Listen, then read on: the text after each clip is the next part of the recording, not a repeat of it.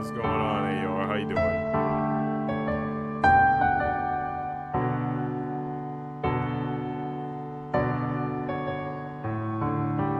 I see you had a lot of fun battling with XYZ, meeting Emma. A lot of crazy stuff happened while I was away, while I was like taking a nap, basically.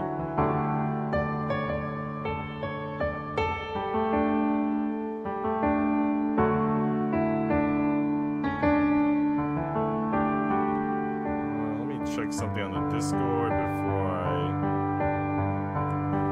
officially start.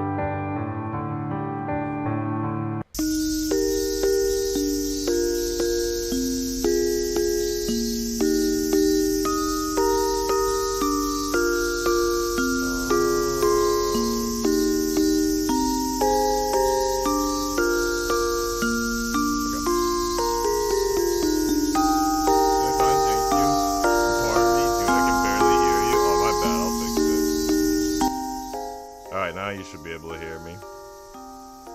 Every time I make clips to make YouTube shorts, which I was doing earlier, I have to adjust the OBS settings and then I forget to adjust them back. So my bad. Also my mic was also, yes, on low volume, so my bad. Thanks for letting me know. What's going on, Click? I could hear the cries of cicadas around me. The hot, humid air felt heavy on my skin. A row of large trees extended in front of me. There was a slide connected to a jungle gym, a swing, a tire half buried in the ground, and a sandbox. I turned around and saw a row of tall trees behind me. They reminded me of cheddars, but their leaves were flat and big.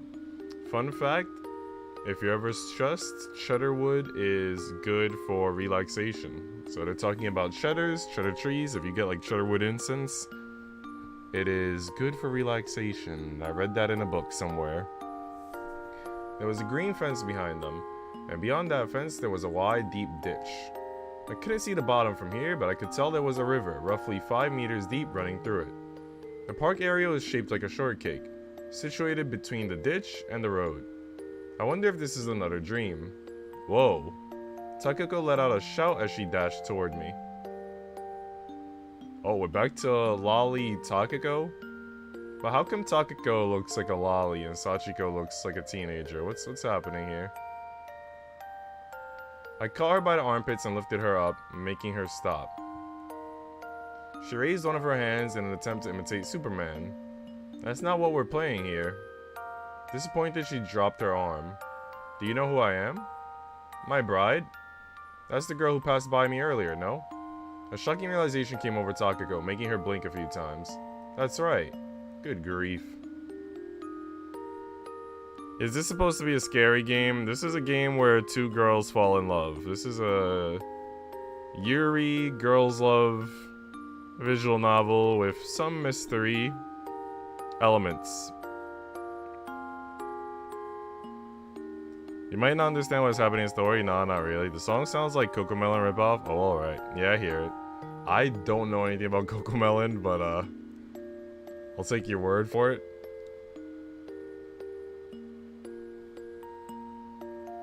There were a bunch of faded toys scattered in the sandbox. I couldn't tell whether the sun, partially hidden by the mountain range, was rising or setting.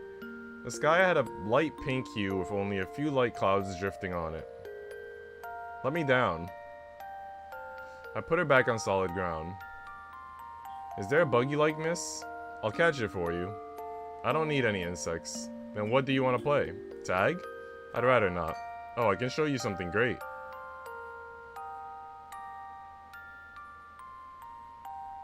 She hurried over to the swings, climbed on the right one, and began swinging up and down. There better not be any sus scenes. Bro, this is YouTube. We can't have any sus scenes here. All my content is clean. I don't know what you're implying here. What you're on about. An hour until New Year's? Okay, sounds fun. I followed her, but before I could reach her, she crouched down in preparation of a jump, then let go of the bars. Is this where Takako hurts herself? No, I think she hurt herself like at an event, right? Like a sports event. She landed on the teal bar in front of the swing, but inertia carried her too far. She began tilting forward. Ugh, how many times do you want to get hurt doing this? I caught her before she hit the ground. I am so confused. Where's Jack? We need Jack. Jack could explain to me why Sachiko and Takako are not the same age in this scene. Thanks, I'll catch you a dragonfly in return. I really don't want any bugs. It's here. A large insect flew past my head. Takako chased after it. What's going on, Azure? How are you doing? It's 6 a.m. here, bro. What does that mean? Does that mean it's like January 5th for you? Can't wait to get rid of this year, bro. Everybody's saying that. Why? Watched her disappear into the distance, then pinched my hand. It hurt a bit. When I looked back at Takako, I saw her standing in place, gazing at a certain spot. She slowly extended her arm. Her hand suddenly moved and seized something. Got it. She rushed back toward me, carrying her prey. The dragonfly that flew past my head earlier now sat motionless in Takako's palm. Her fingers were holding down its wings, preventing it from moving. I caught a dragonfly. Did you actually catch it with your bare hands? It's the first time I managed to pull that off. Impressed? You're going to give it to your friend, correct? Yeah. You think she'll forgive me? Don't forget to bring her the doll, too. It's important to her. Okay. The small Takako pulled out an insect cage from the backpack under the slide and placed the dragonfly into it. She then moved the cage back into her backpack. She put the doll in the backpack as well. I briefly glanced at my wristwatch. It was 6 o'clock. Are you going home? Takako asked as she returned. Yes. Let's play a bit more. I wish I could, but I have to hurry back. I feel like I was in the middle of something important. Aww. Wait, I'll be right back. I have to go to the kitchen to do some not stealing candy. BRB. I'm doing good. Good luck not stealing candy. As Takako heaved a sigh of disappointment, I pinched my hand again. This time, I did it a bit harder. It felt no different from last time.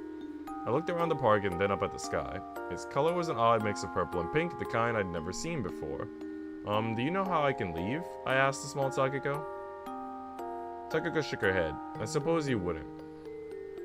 If you've got nowhere to go, you can come to my house.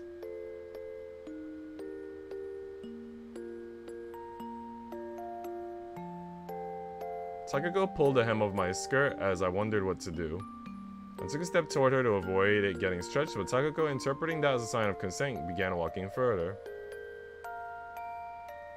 We left the park and passed the street with a tenement house at the corner, emerging on a slope stretching deep into the mountain.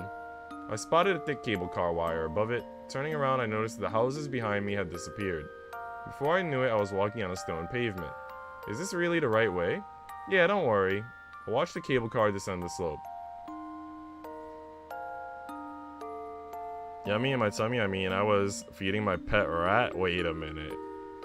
Why do you have a pet rat? I told you on Discord that I lost 2 followers.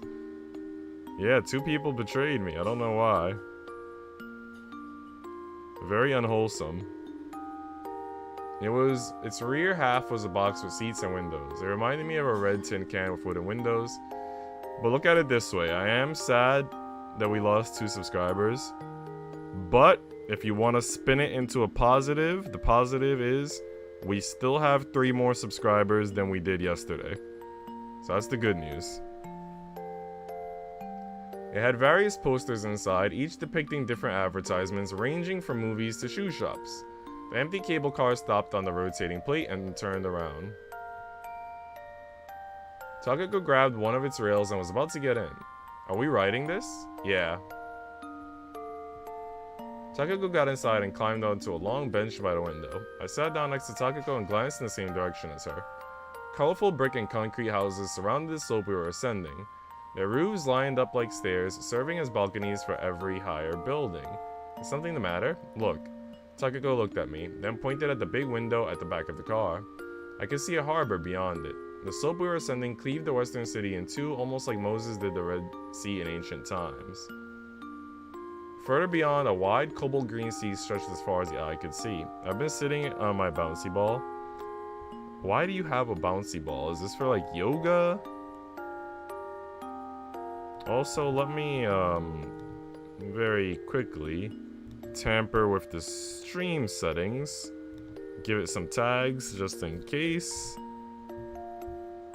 I'm also gonna add it to the playlists.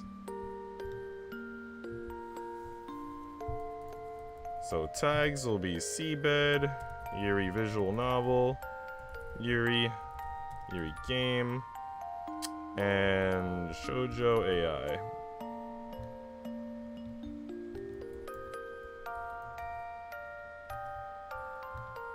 Alright, cool. I'm satisfied with that.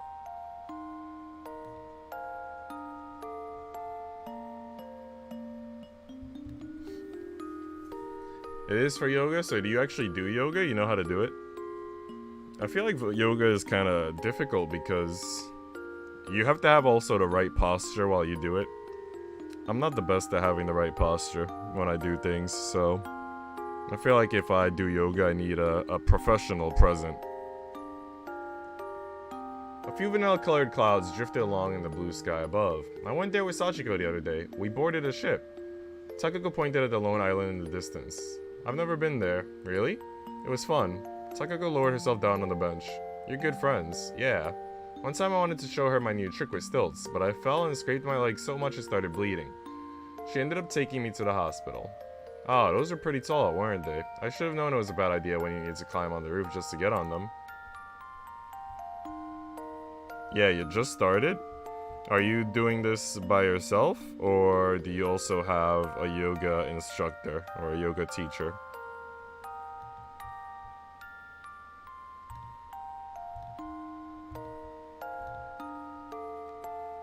A cable car passed under a large tree, the leaves of which cast gently flickering shadows. Takako took out the insect box from her bag and observed the dragonfly. After getting bored of that, she took out the doll and began moving its hands. Let's play Shiratori. Squirrel. Lettuce. Egg. Giraffe. Eagle. Earthworm. Mango. Opal. Lettuce. Egg. Giraffe. Eagle. Earthworm. Mango. Opal. Lettuce. Egg. Hey, you can't repeat them. You lose. Takako leaned against me as I gazed at the scenery beyond the window. Her eyes were closed while she rocked back and forth with each bump. Are you sleeping? No. Is your house really that far? Don't worry. We passed under a large tree, the leaves of which cast gently flickering shadows. I went to a picnic with Sachiko. Just you two? Narasaki was there too. Sachiko made a lunchbox for each of us. Her egg omelet tasted really sweet. With that, Takako fell asleep on my shoulder. I looked out the car's front window and saw the vast, cobalt blue sea in the distance. Turning around, I saw the exact same view behind us, western buildings and trees along the sea. The only difference between the two were the colors. Looking at Takako sleeping on my shoulder, I too closed my eyes in the gently swaying car. Who is this? They're talking about Sachiko, so then that means she is not Sachiko, even though she looks like Sachiko. Therefore, who is this? Is it like Sachiko's older sister or something? It says Sachiko's name as the narrative. Feeling someone shake my shoulders, I opened my eyes. We're here. Still half asleep, I followed Takako out of the car. There was a sound of a bell and the cable car began turning around. Just been working out in general for these past weeks? That sounds good.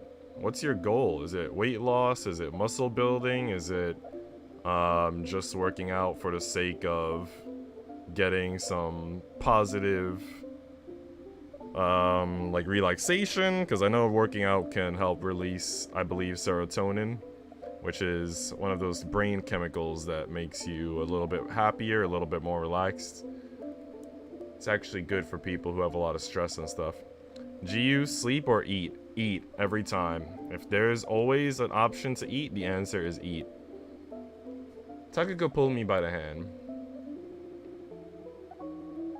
Sensation of the ground changed, and as I shook off my drowsiness, I realized we were on a mountain path surrounded by tall trees. With the leaves above us blocking out most of the light, I couldn't quite make out how far the trail extended. We're almost there. After a short while, we reached a tunnel made of bricks and stones.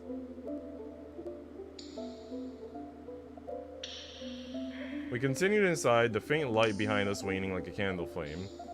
The darker it got, the colder it felt inside until it disappeared altogether. I'm lost, but all we did was walk in a straight line. You want to go back? Takako stopped, her hand still clutching mine.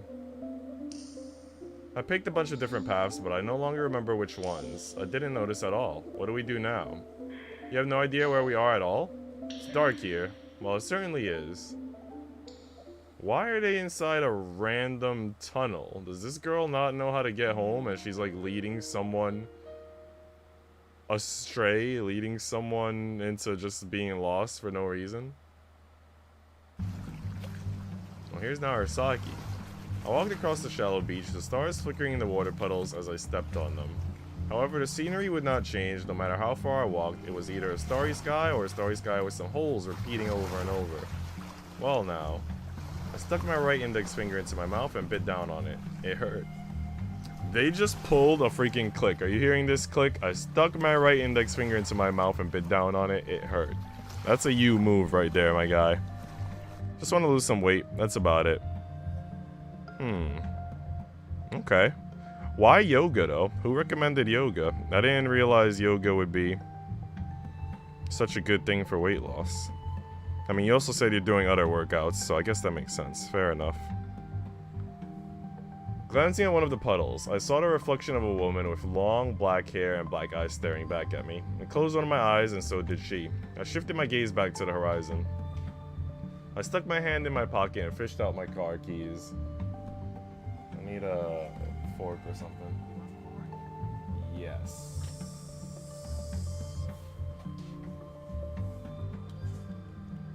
They felt cold to the touch. I turned them a few times in my hand and continued toward the horizon. Suddenly, I felt like I heard something. I took a few more steps and the noise, a kind of static reminiscent of hearing tests, increased. I stopped and strained my ears to listen. The sound was coming from below. However, there was only a puddle of water at my feet, its surface reflecting a massive black cloud. Just when I looked up, the puddle suddenly swallowed me. Heavy rain poured all over me. I was still on the same shallow beach, except now I was in the middle of a storm. As I glanced at the black cloud, the rainfall grew in intensity. Following the apparent source of the sound, the place where it felt the loudest, I soon reached a tropical forest of sorts. I rushed there to escape the rain. Water trickled down my hair, getting into my eyes. Suddenly I heard something from the woods. Is someone there? I spotted traces of footsteps in the direction the sound was coming from. I followed them, noticing some broken branches along the way as well. I stepped over a big set of roots rising from the ground and climbed the limestone rock blackened by the elements to find a hole splitting the path in two. It was the entrance to a cave surrounded by ferns. Look at how huge it is. I heard something reminiscent of human voices from within. Is someone there? I repeated my question. My words reverberated across the cave walls. I waited for a dozen or so seconds, but received no reply. I climbed down the hole, having reached an area with a solid roof. The sound of rain from outside began to abate. Instead, I heard the scarce dripping of water. There were countless paths branching off in various directions in front of me. Some were too narrow for a person to pass, while others seemed good enough to drive a car through. All of them had complex shapes like lava stones. I pressed forward, trying to find some even footing, when I heard disjointed voices from some of the tunnels. Wanted to show me? Fireflies? You mean, was told you wanted to see? I followed the voices until I saw a light beyond a large black rock. Yes, it's a me move, he says. Ah, I heard a voice right by my ear. Whoa. As I stepped on a puddle of water, my leg got swallowed by it. The sensation was similar to missing a step on the stairs. I ended up losing my balance and plummeted down into a dark void.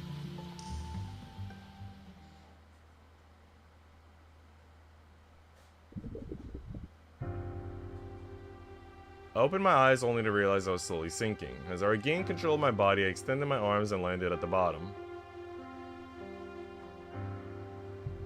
The water was crystal clear. If one discounted the sensation of weightlessness, this was hardly different from the inside of the cave. I exhaled a breath, it didn't feel uncomfortable at all.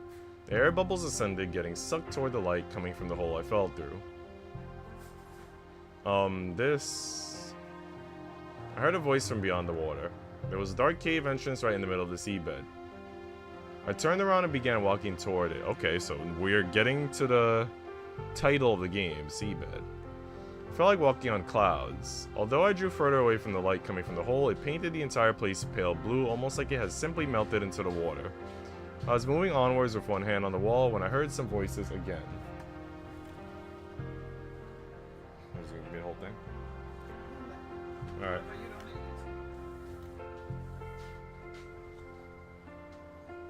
Alright, chat. I'm going to be eating. I'll be eating right here. So you could continue communicating if you'd like.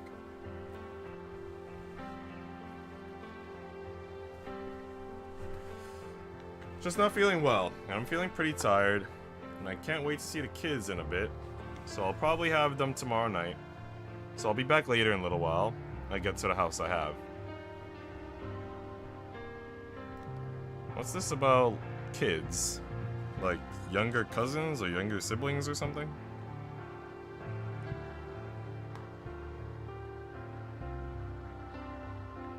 If you're gonna be back in a little while, then we're looking forward to having you back.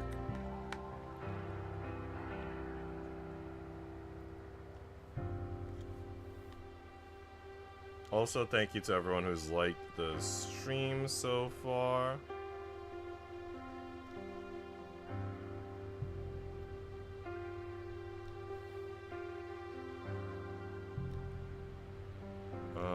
Let me pull this up, this message. I also want to edit the message.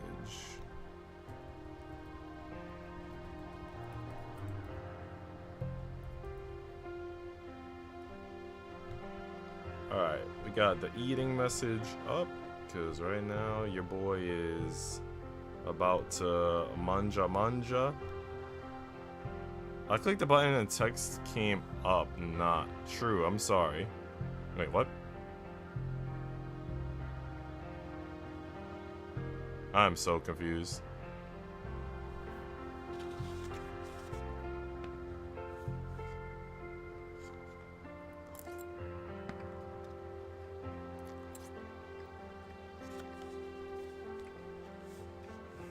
Sorry, I took a nap. I look like Azure. Good to have you back. How was your nap?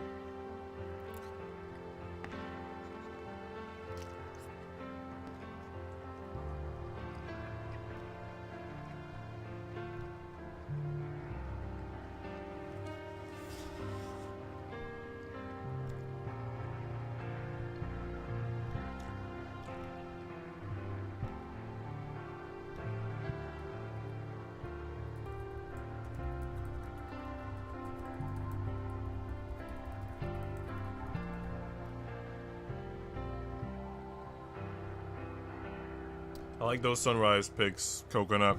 And the second one, like the way the colors are and the way the clouds look, it almost seems like a god is gonna descend or something.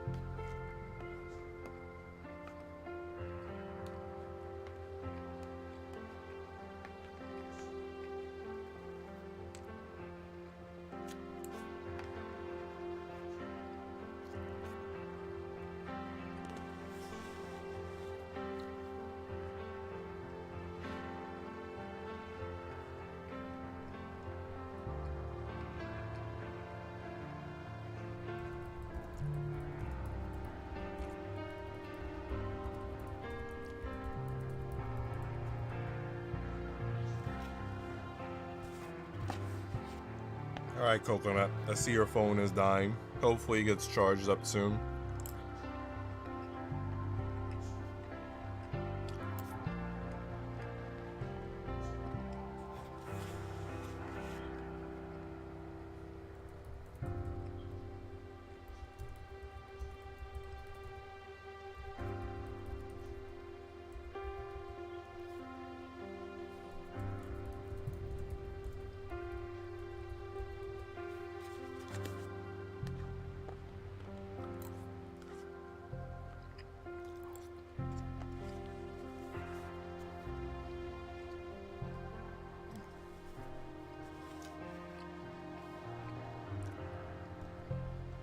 Let me try to read a little bit as I eat.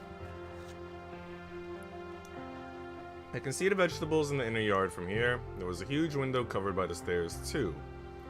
I wonder if they built them later. They must have been in quite a hurry when they did that. Few people nowadays think of modern architecture as superior.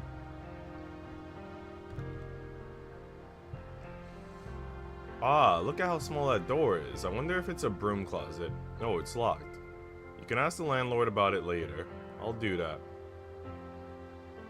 I wonder if it's this room. The plate matches the key at least. Let me see if it fits the lock. This almost feels like she's in the secret place in Kingdom Hearts. That weird part of Destiny Island, I don't know.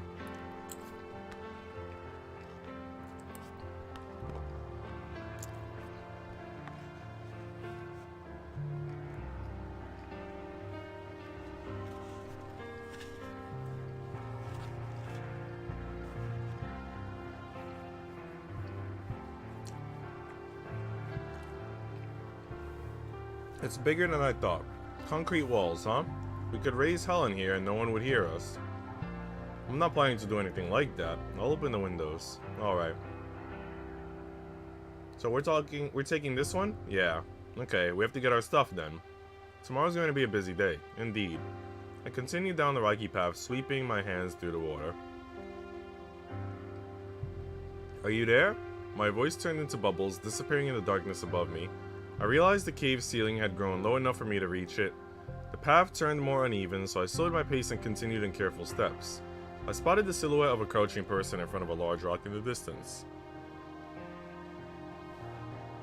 As I drew closer, I realized it was just an old doll.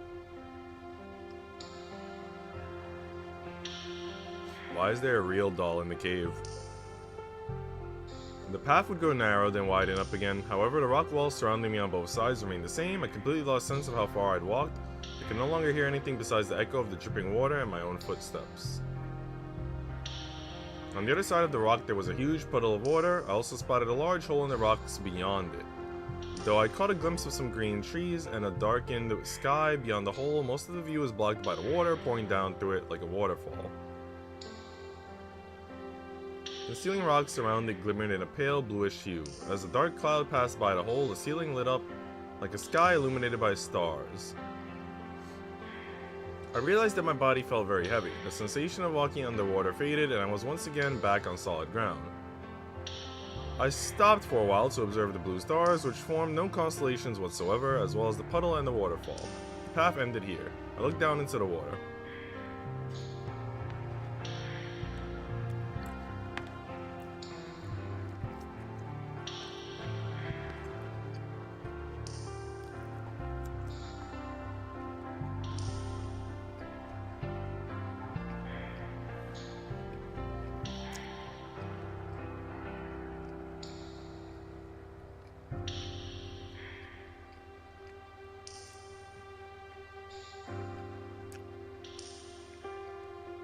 Alright, Click. Looking forward to seeing you in 15 minutes, buddy. It looked like a stairway continuing downward without end. I want to see it. I could have sworn I heard Closewa's voice. I'm too tired to go back now.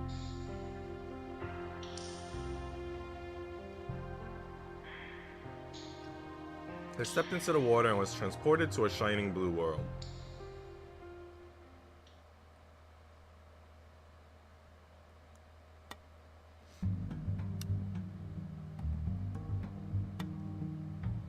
After the voices had ceased, I continued down the lone path for a while. Soon enough, I started hearing something in the distance again. It reminded me of a rock falling on something hard, or perhaps a chess piece swiftly being placed on a board. Remember the girl that was with us when we talked to Lily? Yes. Don't you think she's just like you when you were little? Really? In what way? Her unsociable attitude and quick wits?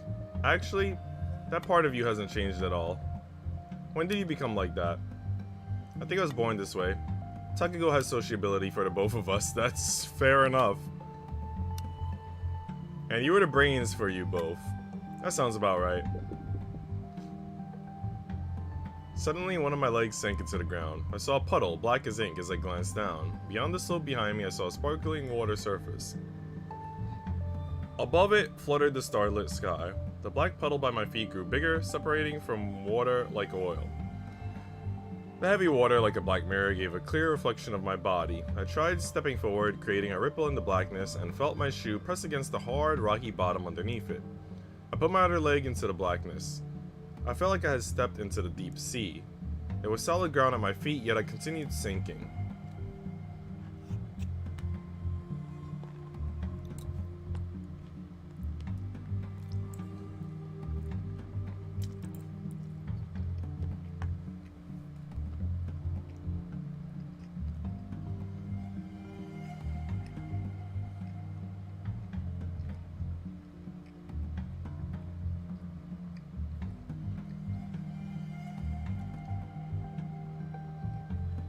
The blackness enveloped me, robbing me of sight. However, the ground evened out, making it easier to walk forward. I strained my ears and heard another sound. It reminded me of the clanging of dishes. It smells great, but I like it when it's more sweet. Why would you want to ruin the taste of something this delicious? This flavor might have been a bit too early for you, Takako. I heard Sachiko Takako in the voice of another woman I didn't know. Instant tea is already more than good enough for her. Is that still apple tea? Yeah, Sachiko brings it home sometimes. It's a bit too sweet, but it's not bad for the price. And this is the instant green tea, right? Yep. It only has Ceylon written on the label. Ceylon, you mean Sri Lanka? Speaking of tea brands from Sri Lanka, 5 Kinds is a good one. Whoa, that's a cool name. It sounds almost like some superhero show. It refers to 5 tea leaves: Uva, Candy, Nuwara, Elia, Dimbula, and Rihuna. It sounds like Darjeeling tea. Ranger Red. That's the only color it has, though. Does the background behind you explode when you drink your apple tea? Wouldn't it be a problem if you could buy something that dangerous so easily? We should blackmail them and claim the entire tea shop for ourselves. Yeah. You two are starting to lose me, and it's not even spring yet.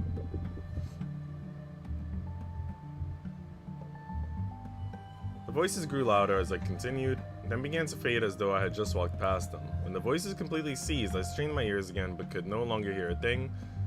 I tried saying something myself, but it had no effect. I couldn't perceive anything besides the ground at my feet, so I didn't even know how wide this cave was right now.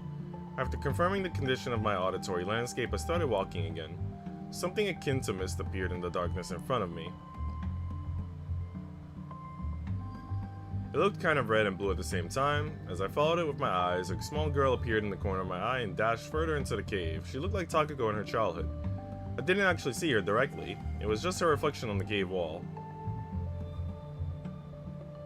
I narrowed my eyes while still looking at that huge black mirror when a light suddenly lit up behind me. Its reflection on the wall momentarily rendered me blind.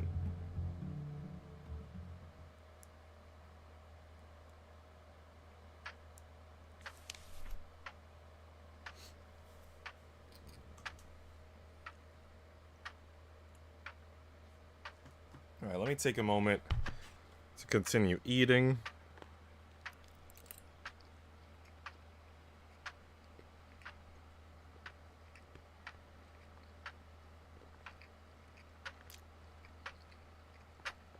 My family gave me a big plate of food.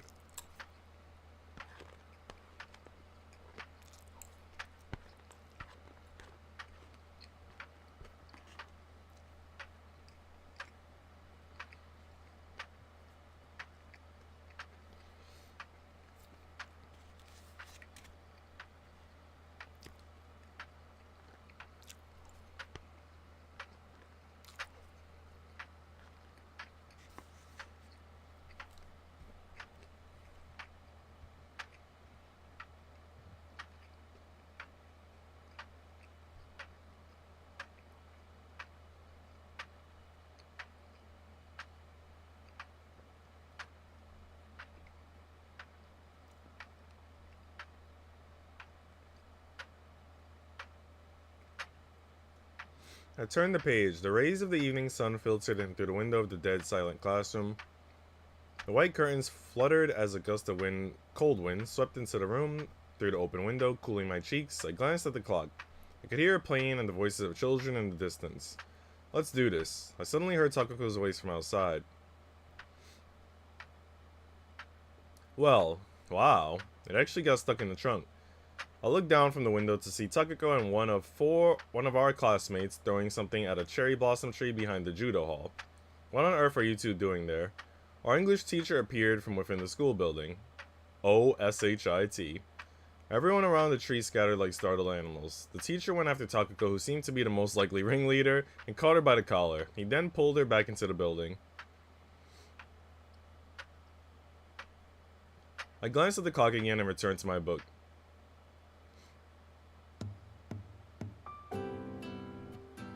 After about 50 pages, I heard footsteps in the corridor. Ha! Takuko entered the classroom with a sigh. Huh? I thought you already left, Sachiko. I forgot my keys, so I need to wait until my sister gets home. I see. Let's go home together then. She sat down in her seat, which was right in front of mine. Oh, that's right. I wanted you to help me with homework. But we didn't get anything today. I have to write a written apology in English. What did you do this time? Takuko took out a small steel plate from her skirt pocket and handed it to me. The rest got confiscated. Is that the shuriken you bought during our last school trip? I used the whetstone in the industrial arts room to sharpen them. Oh, and I wouldn't recommend touching the edges. The edges of the steel glimmered in a sharp silver light. Are you serious? The teachers got angry at me when I tested them on a tree. Of course they did. Are you crazy? I do feel sorry, okay? Takuko let out a groan. So what exactly happened with the teachers there? They said the trees can start to rot if you damage their bark. That's all? And they told me to consider how I'd feel if someone threw these things at me. And did you? Takuko clutched her stomach and fell to her knees. Are you still planning to keep that up? No. Then you don't need this anymore. I folded my handkerchief around the shuriken and put it in my bag. Where are you taking it? I'll bring it to the teacher's room. They can't do away with it like they did it with the rest. Wait, you don't have a use for it anymore, do you? It has sentimental value. I know you won't be able to resist if it's right in front of your eyes. She considered me with imploring eyes for a few moments, then clutched her head and collapsed onto the desk with her upper body. You have no idea how long it took to sharpen them. She let out another groan. Alright, let me keep eating for a bit.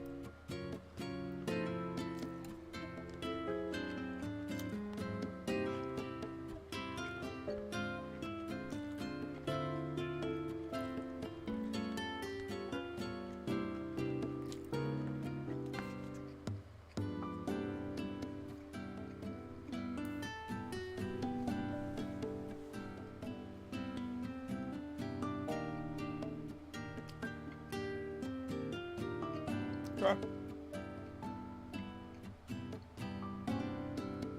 I'm gonna go throw away my garbage and then I'll be back and continue reading.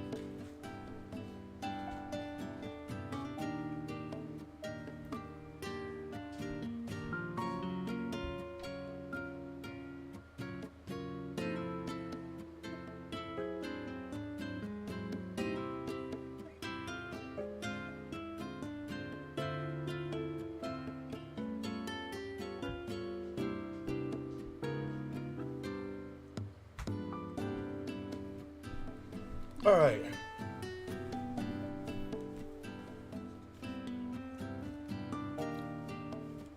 You're always having fun. Sachiko lazily raised her face with her upper body still on the desk. And you're not? Aside from studying, not really. I don't like to be around so many people. Really? Yes. The sound of a bat hitting a ball reached us from the baseball field. The school buildings beyond the window, the cherry blossoms around them, and the scenery of the town in the distance had all been painted orange by the evening sun. What's going on, Click? Welcome back, brother. I don't think you missed much since I was also eating in between reading and literally just finished eating.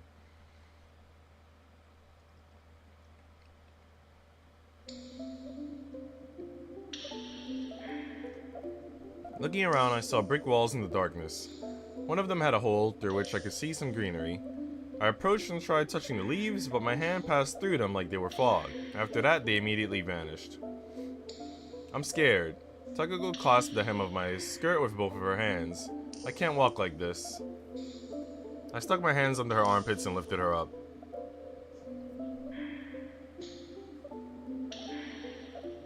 I took a few steps back and lowered myself onto a big rock, ending up with Sachiko on my lap. We're not walking anymore? We're just taking a short break. I could feel Sachiko wriggle on my knees even though I couldn't see her. The sounds of dripping water reverberated across the tunnel's walls. I heard a gulp. Are you thirsty? Thanks. I reached out toward her and took a thermos bottle lid from her. The liquid inside it was cool, but I couldn't quite tell the taste. Did you have tea in this? It was either water, tea, or juice. I took another sip. If it was water, it should have been tasteless. If it was tea, there should have been a bitter aftertaste. And juice should have had a certain sweetness to it. I forgot. I can't tell either. After I finished the contents of the lid, I placed it on Sachiko's head for her to take it away. Want more? I'm fine. I felt Sachiko move on my lap again. Azure and Coconut just gone. It's sad, man. Well, Azure... I don't know what happened to Azure. Maybe she's doing yoga. As for Coconut, her battery probably died. What's wrong? Let's go. Did you remember the correct way? No, but... then it's okay. Let's rest for a while longer. Staring into the darkness, I spotted something in the corner of my eye that reminded me of letters. I shifted my gaze to them, but they blurred together and disappeared like water paint.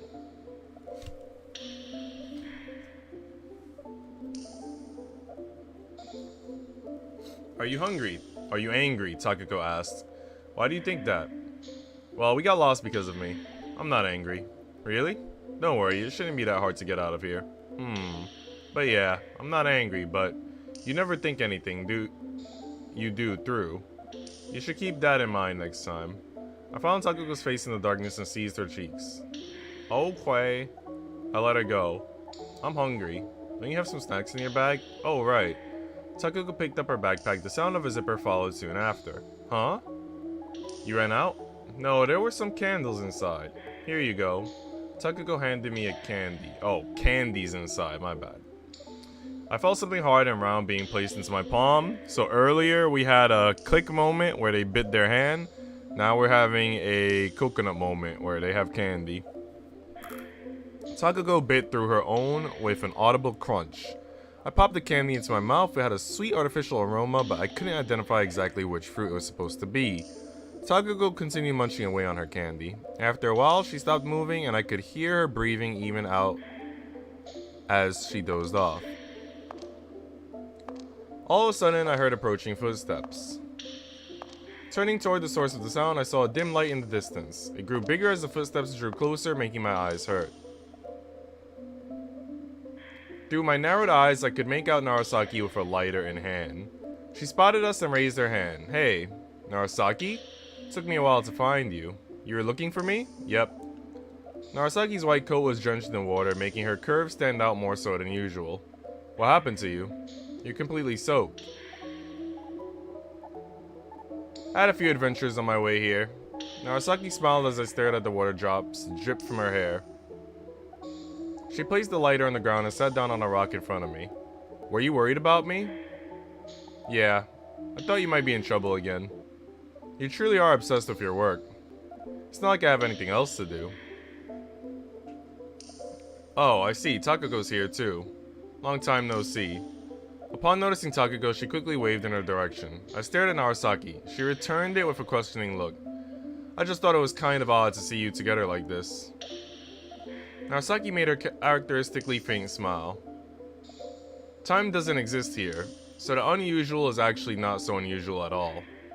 Because we're in a dream? Not exactly. How is this not a dream? Well, it's not like I comprehend everything about this phenomenon either, but there are a few crucial things I noticed that separate it from a dream. I'd say this is simply a place where the present and the past cross. What is that supposed to mean? Okay, let me start from explaining how it's different from a dream. Didn't you feel anything unusual on your way to this place? I retraced my steps with the small Takako. I thought it was just another dream at first, but I could remember I was in Nanai's mansion just before, and it feels a bit too realistic. I don't know how to put it. You've got your full wits about you, Narasaki added. Yes, that's it. It's too realistic for a dream, but I can tell it cannot be real. It's as though there's a translucent membrane separating me from it. I guess it feels a bit like when you hypnotized me. Exactly. My hypnosis partially recreated this exact same state. So this is neither reality nor a dream? Yeah, well, I guess it still depends on your definition of a dream. Oh? Narasaki inhaled a breath. Okay then, let me explain both this place and your condition. I still had many questions, but I decided not to interrupt her. Narasaki made a small nod, then opened her mouth. For starters, oh, you just got right in Shogun. Congrats, Mark. Also, welcome to the stream, my man. How you doing today? So what's next? Are you gonna try to roll for her weapon at all? Your condition is similar to sleeping or being hypnotized, but it's not entirely like that. As I've mentioned before, your consciousness is fully alert. Now, when you sleep or are hypnotized, your consciousness should grow foggy and become receptive to any information with little scrutiny. However, you keep questioning and analyzing everything around you right now, correct? In a way, you could say you somehow ended up in a dream with your consciousness unaffected. It's not something that happens often, though, so I wouldn't bet on it. Anyway, that's the gist of it. Narasaki showed me her hand and spread her fingers apart.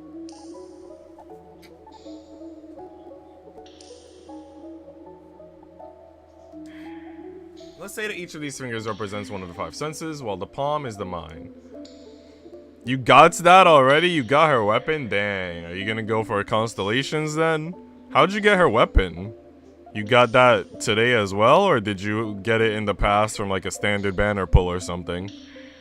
If you're not joined on the Discord and want to click the link under... Yeah, it's true, Mark. I don't know if you're in the Discord, but feel free to join.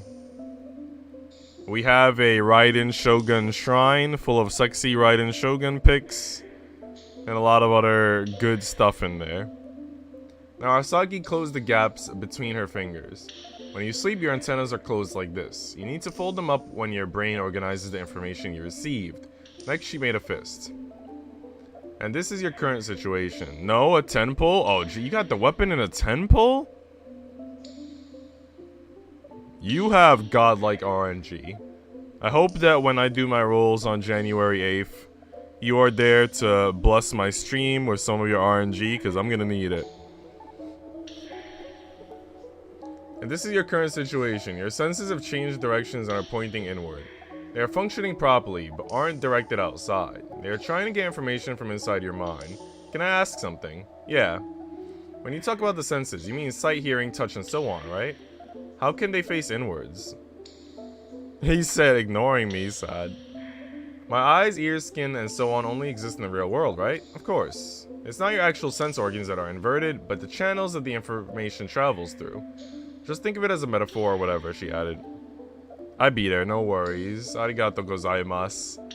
Okay, I gave her a hesitant answer. I tried imagining what she meant. Narasaki said nothing over that time, so I asked another question. So if my senses are inverted right now, what about everything I'm sensing here? It's neither real nor a dream, correct? Narasaki gestured toward her surroundings. That's one more thing I need to explain, about this place and where it actually is. Do you remember how we discussed the alternate world in your head? When we were talking about the symptoms of your hallucinations? I remembered that event from the real world. It was something I discussed with Narasaki right after waking up from a nap in the rest area at the end of the corridor in Nanai's mansion. Was it when you said that the directions would all be inverted? Yes, and that's this place. You're perceiving that alternate world right now. I'm here, claim. You made click sad. What kind of world was this supposed to be? Why did it exist in the first place? What was its purpose? Did it even have any? And why was I here right now? Confused by the endless stream of questions, I began to see the contours of my surroundings as increasingly blurry. Or perhaps I was merely imagining things. Either way, after a blink, everything had returned to normal. It must have been caused by the darkness around us. I glanced at Sachiko, still resting on my knees, then at my own arms, cradling her. What is happening to me in the real world? Your condition is similar to being lightly hypnotized right now. It's actually a bit problematic, to tell the truth. You've already experienced hypnosis before, so you can probably tell, but some of the memories inaccessible during normal sleep get unlocked in this condition. A professional usually guides you in the right direction while you're in that state, but right now you have no one guiding you. If you stay in here for too long, your memories might get all over the place and won't return to their proper location. And without anyone guiding you, there's no one to wake you up either.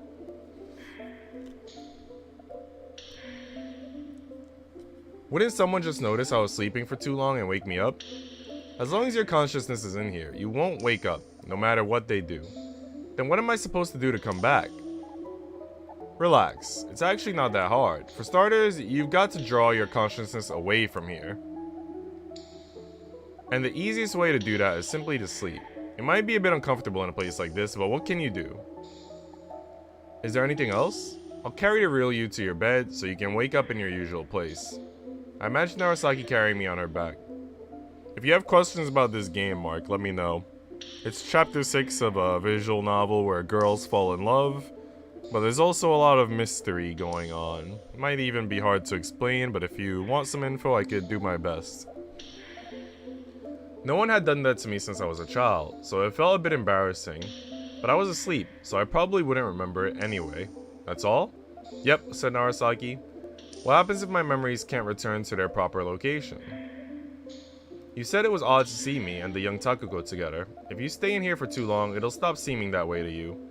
And it'll get harder and harder to remember reality. In the end, you might even start thinking of reality as the dream, and this world as real. I tried imagining what it would mean to never return. This wasn't a dream, but a world inside my mind. It was different from sleeping, but at the same time very similar to it. A dream you cannot wake up from. If I stayed here for too long, I wouldn't be able to come back. There were still many things that didn't make sense to me. This world was ambiguous and uncertain, almost like a fairy tale. Was it because half of my brain was asleep or something? Narasaki waited for my reaction with a gentle expression. It's okay. I know what's on your mind, I think. Your current condition is something akin to having been swallowed by a massive wave and being unable to tell up from down.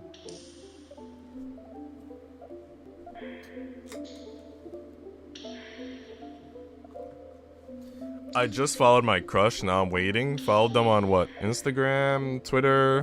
What social media? It's because of this place that I have trouble following this.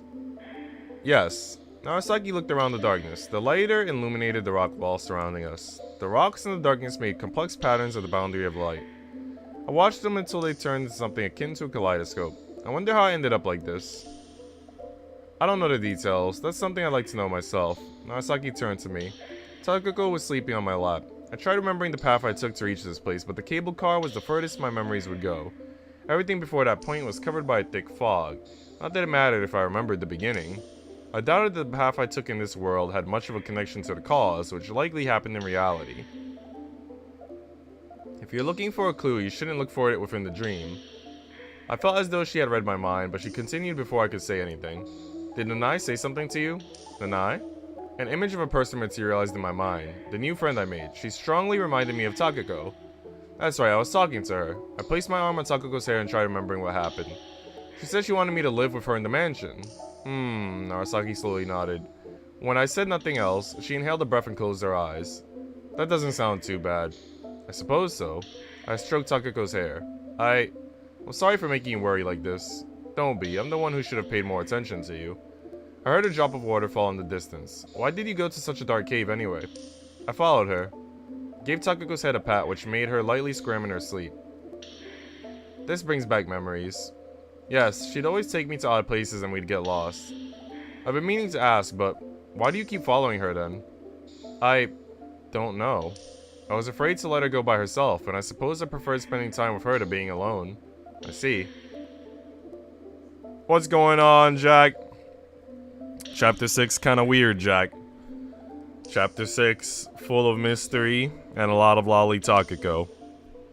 TikTok.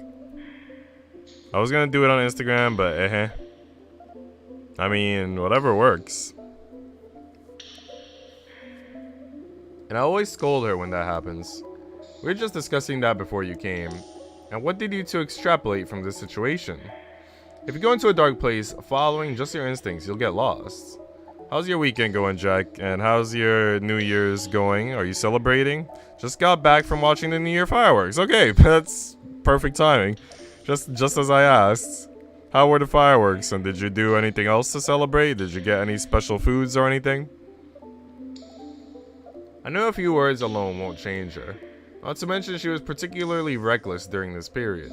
She's still little. She can't differentiate between do's and don'ts just yet. I had just realized something. When she was little, Takako might have actually been testing herself. I still wish she'd been more cautious, though. You were always the cautious one. You appeared calm and thoughtful, even though you didn't know much more than her. Was I really like that? Yeah. Most little children don't know much about the world, which is why they are always so curious about everything. They have yet to get hurt and no fear, which leads them to want to try all sorts of things. Takako slept with her mouth open against my chest, looking kind of foolish. Like trying on stilts that are too large, only to lose your balance and crash into the ground. Chapter 6 be wildin'? Yeah, like in the beginning I'm like, why is Takako a lolly and Sachiko is like a teenager or an adult? And then Narasaki came and was like, oh yeah, this is a space that's between dream and reality, where the past and present converge. And I was like, oh, that makes sense, but why? And I'll see if we get more of the but why. Like, why does a place like this exist here on this island? I think they're on an island, right? More or less. Where Nanai's mansion is. It seems like there was a cave nearby, which led to the SeaBed. And the SeaBed has this sort of dimensional convergence. It's very mysterious. Indeed, this is how kids learn about the world around them. She'll calm down eventually. Takako had always been interested in everything, no matter how old she got. I, on the other hand, had very few interests, like you've said before. Takako closed her mouth with a silly sound and began squirming on top of me again. Now that you're here, Jack, I have a few questions for you if you don't mind me, picking your brain. Specifically questions about your job again. Let me know if you don't mind me picking your brain a bit. Perhaps I was just curious why Takako was so excited about everything. I looked down to see Takako's small hand on my chest. I think I just have 2 questions. I might end up with more, but I got 2 questions. Sorry, I had to do some chores and my phone died, but I'm back. Welcome back, Coconut. Good to have you back. Your friend Azure is here. Your friend Click is still here, I think, maybe. And our friend Jack has just got here. I wonder where she was trying to take me this time. Sure? Alright, cool. My first question is, so it seems like working in game production, your main responsibility appears to be, from what I understood during one of our previous conversations, like translation of the games. But what are some of your other responsibilities as a game producer besides, I guess, just translating? Like, what else do game publishers do? Anyways, what happened? Oh, and welcome new members. Hello, Azure. She didn't tell you? She said she was taking me home, but it doesn't seem like it was Takako's old house. Not the one I'm familiar with, anyway. I'm not sure if she was telling the truth, either. On the other end of the light, Narasaki stooped down a little and joined her hands on her knees, then separated them again a few times. It's true that Takako's sanatorium is there on the other end of this tunnel. Huh. Aha! So this is why they both know Kozue. Because the sanatorium and the mansion are on the same island or wherever this is. But why is it that Kozue is able to get to both places with ease? Like, get through this tunnel, I guess. And they're having a hard time, I guess, getting through this tunnel. That's what we need to know now. I don't translate myself, mostly project management, publishing side. Okay, so you mostly do management. So what are, I guess, things that the publishing department as a whole does besides translation? I used to work there, said Narasaki in a nonchalant tone, all the while fixing her eyes on me. I had many things I wanted to ask her, but they all disappeared from my mind before I could put them into words. My head just wouldn't function properly. Narasaki was the first to speak up. You want to be with her forever? I looked at her and shook my head. If you're worried, I imagine other people would be worried about me just the same. That's not a problem. If you want to remain here, I'll take care of the other side. What do you mean, take care? I'd inconvenience a lot of people if I just remained unconscious for the rest of my life. That's not as big of an issue as you think. If you simply dispel the state of hypnosis from your body, you won't be that different from the real you. Even if your consciousness remains here. What? How does that make sense? It'll be capable of everything you were. You just won't be conscious of it. How can it be like me if my consciousness is not there? People can survive without consciousness just fine. Do you remember how you ate your dinner a week ago? What kind of clothes you wore? Your consciousness already doesn't register most of the things you do. Nor do others. Well, I remember what I wore when I had dinner a week ago, and I'll tell you why. Because I eat dinner at home, and when I'm at home, I always wear the same thing. A white t-shirt and some sports shorts. So, those are like my pajamas. I got like 20 white t-shirts. I just wash them when I need to wash them. I got black sports shorts. I have like 5 pairs of those. I just wash them. So it's the same thing every time. It's just a white t-shirt. I basically look like Critical, not gonna lie, in terms of attire. Licensing, staffing, project management, publishing backend, promotion, scheduling, and so on. Okay, promotion, I guess, makes some sense. I figured that would be more on the advertising side, if there was like an advertising department. Well, that's interesting. So I guess my next question for you that I had in mind, my second question, which might tie into licensing or something, I don't know. But my next question is, like, how do you select games to work on? Do, like, publishers go out and, like, look for games to publish themselves, and they work with, like, do they, like, work with developers? Or do developers, like, bring games to you, and then you have to choose among a couple of, like, potential pitches? Like, people make a pitch to you? Like, how does that get done? How do you, like, decide on which projects to work on? Because I feel like when I was checking out the games you guys had the other time, a lot of them seemed similar in the sense that they were visual novels, but then there was a lot of variety as well, I feel. Like, especially with, like, 100% orange juice feels very different from things like SeaBed, I suppose. There is no advertising department? Like, in all of gaming, there's no advertising department? Ugh. We're always on the lookout for something really standout. But we don't license many games to not get overloaded. Okay, so you do sort of do some hunting yourself instead of, like, waiting for somebody to come to you with an idea. That's interesting. So how do you... Okay, I guess that this sparks a third question then. What are your, like, strategies for finding content? Like, how did you... I don't mind that you can only speak for your company. It's just it's still interesting to me. I like, you know... I've got that Takako curiosity. One of my friends a long time ago, he works in, I think, Hong Kong. He's an artist in Hong Kong. He does really amazing art. And I think he might work for a gaming company. I'm not 100% sure. I should ask him sometime. But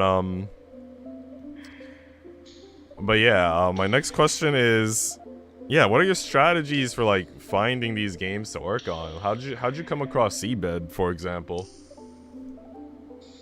Your consciousness already doesn't register most of the things you do, nor do others. And even you, as the main consciousness, can't figure out how you ended up in this condition. You could switch out a person with a hollow robot, and you wouldn't be able to tell the difference most of the time. Happy New Year's for any European. Wait, why only? Oh yeah, because of time zones.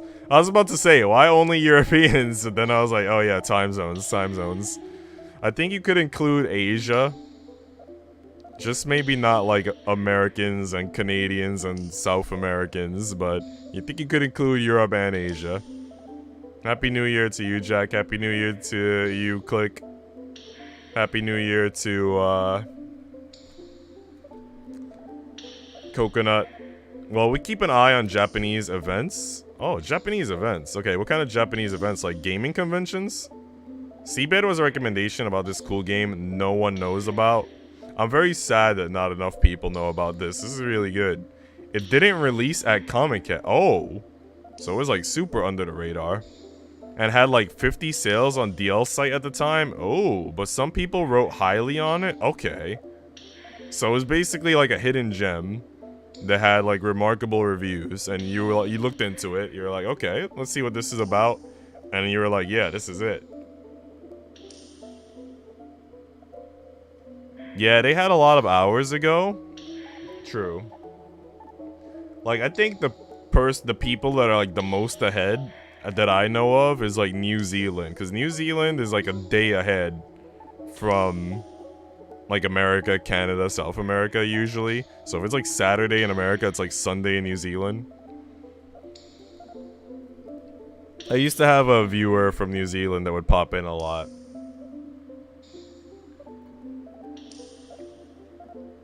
Something like that, yeah.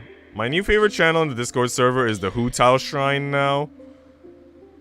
I thought that would not be your favorite channel, not gonna lie, because I thought that the looter Hu Tao pictures would, like, ruin your... I thought it would scar you in some way.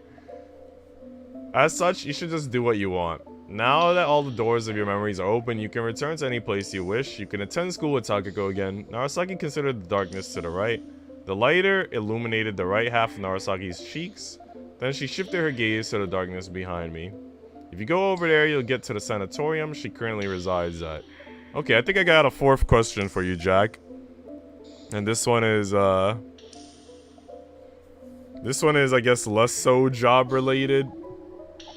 But have you been playing any games, like, just for fun recently? I know you play, like, StarCraft 2, so you're probably still playing StarCraft 2. Have you discovered, like, any other new games, though?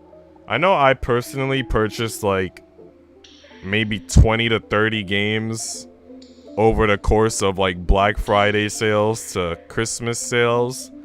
I just ordered another 3 games yesterday that'll come within a week. Persona 5 Strikers, Fate Link, and Dot Hack GU Trilogy remake. I played the original Dot Hack games on PS2, so I got the remakes. But yeah, I don't know. Are there any games that you've been playing that are new and to your liking? Been continuing my playthrough of Amnesia Rebirth. Oh, okay. Is this your first playthrough? I think I played Amnesia. But I played Dark Descent, right? That's part of the Dark Descent trilogy?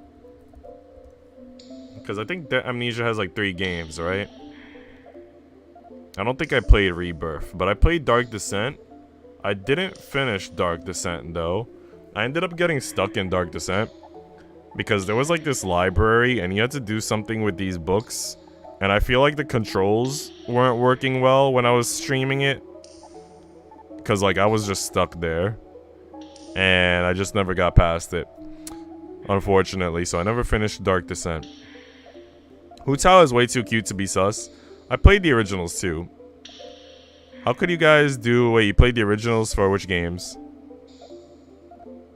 How could you guys do my favorite character like that?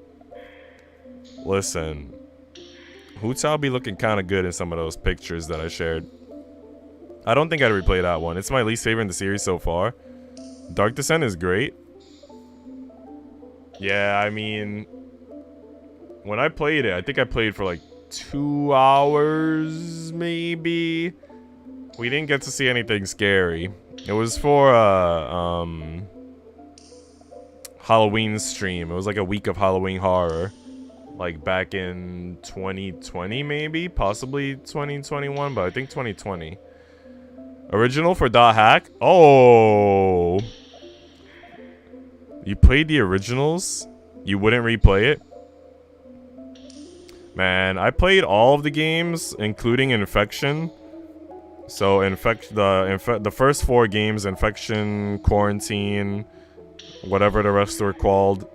And then I played the GU trilogy. I like the first 4 better than the GU trilogy. But I ended up selling all of the games on PS2 because, like, first of all, because I'm dumb. Because honestly, I should have kept them because they're like rare games and I'm a game collector.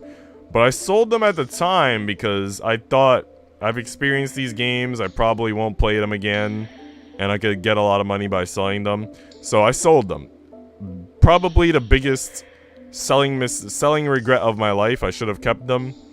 But on the bright side, I'm getting the remake for GU, so I will have GU again. But I am still sad that I sold Infection and the other 3 games. Shouldn't have sold those, but I did what I did. It's too late to go back. You know what makes me upset, Jack? So, I always wanted to play .hack Versus. I don't know if you're familiar with .hack Versus, but it was like a fighting game. I believe it was on PlayStation 3, maybe. And maybe Xbox 360. I don't know. I think it was like that generation. And it had like a really good soundtrack. I liked a lot of the fighting themes, especially the fighting theme for Haseo and the fighting theme for Tokyo. They had like really good fighting themes in that game. I wanted to play it, but it never got a Western release. I think you could still get it. I don't think it matters because I think PS3 and all that, it's region free. And technically, since it's a fighting game, you probably won't need to worry too much about reading anyway. But I think it's also very expensive now, so I still haven't gotten it. But yeah, that was the one game that I was sad that they never like translated, because .hack Versus seemed really cool. Sometimes I could hear the lousy sounds of someone practicing the trumpet in the music room, or the racket of the boys playing football or baseball on the athletics field. I grew fond of that bustling but nonetheless calm atmosphere. I only realized that after I graduated and the time I spent alone increased. You can come back, Takako will be there too. The boisterous atmosphere I love possesses a sense of change. Everyone at school had goals and dreams. They changed and evolved to achieve them. Going back there with Takako would mean returning to a stagnant environment. She would be bored to death by it all. More than anything, she loves the new, the fresh. Perhaps you're right. Then how about over there? Her distant gaze returned to me. I don't know, but I still feel like it wouldn't be right. Both places exist only inside my mind, so there'd be little difference between them anyway. I realized Narasaki's eyes had narrowed, as though she was scrutinizing me. Then again, it could have also been just an illusion of the dim, flickering light. No, that place alone is slightly different. It's designed so that Takako, who likes new things, wouldn't get bored. Narasaki closed her mouth. I looked up and saw only darkness. I couldn't make out the ceiling. I imagined the sanatorium Takako stayed at within that darkness. I learned that Takako's here, and that's good enough for me. If that's okay with you, I have nothing else to say, said Narasaki. Let's get out of here then, she added. Can rats live in the top of your head? In the top of your head? Like inside of your skull? I don't think so. I don't think they would fit through your ears.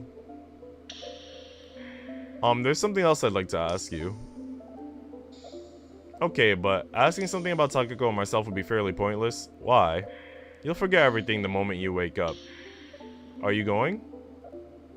Yeah, it's not like the time on the other side has stopped. You wouldn't want to catch a cold, would you?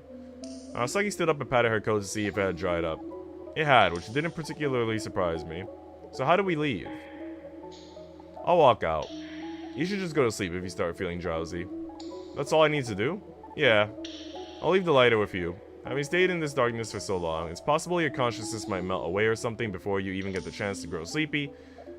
Don't leave this area, okay? Okay. Narasaki nodded. I realized something by coming here. The reason I made up that story about Takako gone missing, I probably couldn't acknowledge that this Takako was no longer here. Why do you think that? I glanced at the tiny sleeping Takako. Because it hurts. A lot. I stroked Sachiko's hair. I see. Narasaki, I wanted to ask her what she thought of it, but quickly changed my mind. It's important what I think, isn't it? Yep. Well then, Narasaki turned toward the darkness. Are you going to be okay? It's no big deal. Narasaki smiled. Is there anything else bothering you? No, I'm sure you'll be fine no matter what happens. I will. Don't you need any light? My eyes have gotten used to the dark by now. I see. Good night and sweet dreams. Thanks.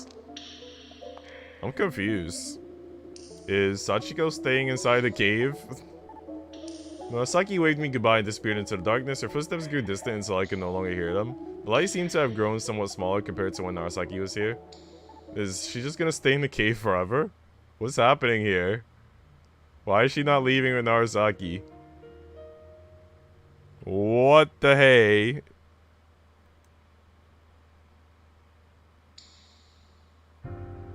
It looks like she's staying in the cave. Our voices might have grown too loud, as Sachiko began lightly squirming on Sachiko's lap. Sachiko put her hand on Sachiko's head, making her calm down. Perhaps I was just curious why Sachiko was excited about everything. I could see Sachiko's closed eyelids through Sachiko's hands. He relaxed for a second and seemed about to open, but closed tight again. Her ponytail cast a long shadow in the lighter's light. I felt my body grow heavy as I observed her. I could really go for a drink. Perhaps, I slowly stood up feeling like a statue made of stone.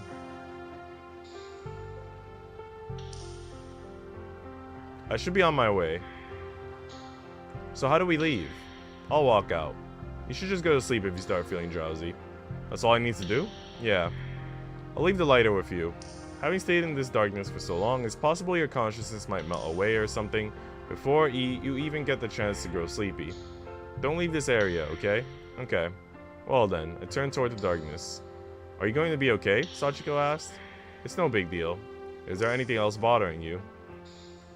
No, I'm sure you'll be fine no matter what happens. I will. Don't you need any light? My eyes have gotten used to the dark by now. I see. Good night and sweet dreams. Thanks. I walked for a while, then glanced back. The light had turned into a vague orange dot in the distance. As I continued on, it began moving toward the left before completely disappearing, almost like the setting sun. From here on out, I'd be in complete darkness. The floor was the first thing that disappeared from my vision. I couldn't even tell if I was ascending or descending a slope. I glanced down to realize I couldn't see my legs anymore. The darkness crawled up and up, until I couldn't even see the tip of my nose. With my eyes completely unable to perceive the light, I had no way of telling where I was. I strained my senses to try and feel for something. All I managed to discern was the thick darkness pressing heavy against my skin. The more I walked, the heavier it got. I remember the TV program where they carried out an experiment by submerging a water bottle and a ball in the sea. Both ended up crushed by water pressure. I felt as though the darkness was seeping into me through my eyes and skin. It was slowing my pace.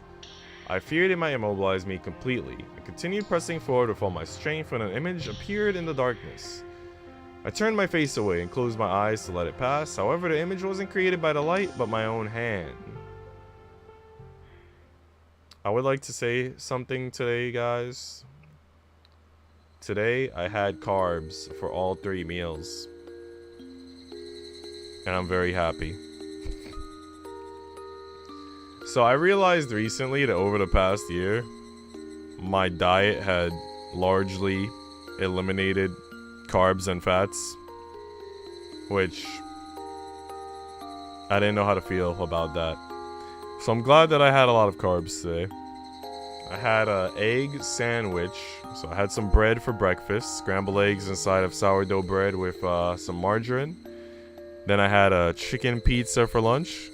And then I had red rice with corn for dinner.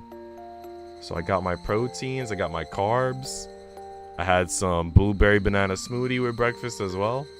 It was a good day of eating. I could hear the cry of cicadas around me. There was a small mountain of sand piled up in the middle of the sandbox with a tunnel passing right through it. Countless water canals surrounded it on all sides. Finishing her masterpiece, Sachiko stood up and shook the sand off her hands. She turned to the water supply Sachiko was sitting in front of. Sachiko had a doll and a towel in her hands. What are you doing? She's wiping the doll's face with a wet towel. Her face got dirty. Did you get it off? It's not working. There were some visible brown stains on the face of Sachiko's doll. Let's ask the nurse. Nurse! Sachiko let out a loud shout. What happened? A young woman who had been tidying up the toys scattered inside the building turned to Takako with a yellow toy car in hand. The doll got dirty. Can you get it cleaned up? The somewhat feisty-looking woman approached them and looked at Sachiko's doll over Takako's head. This looks like a stain. I guess it'd be possible to wash it out if you undid the sewing, but then it might actually fall apart. Sachiko's fingers clutched the doll tighter. You can't fix it? I don't think it's worth the risk. Sachiko considered the doll's face for a long while. Make sure to take care of her if you want to keep playing with her. The nurse gently patted Sachiko's head a few times.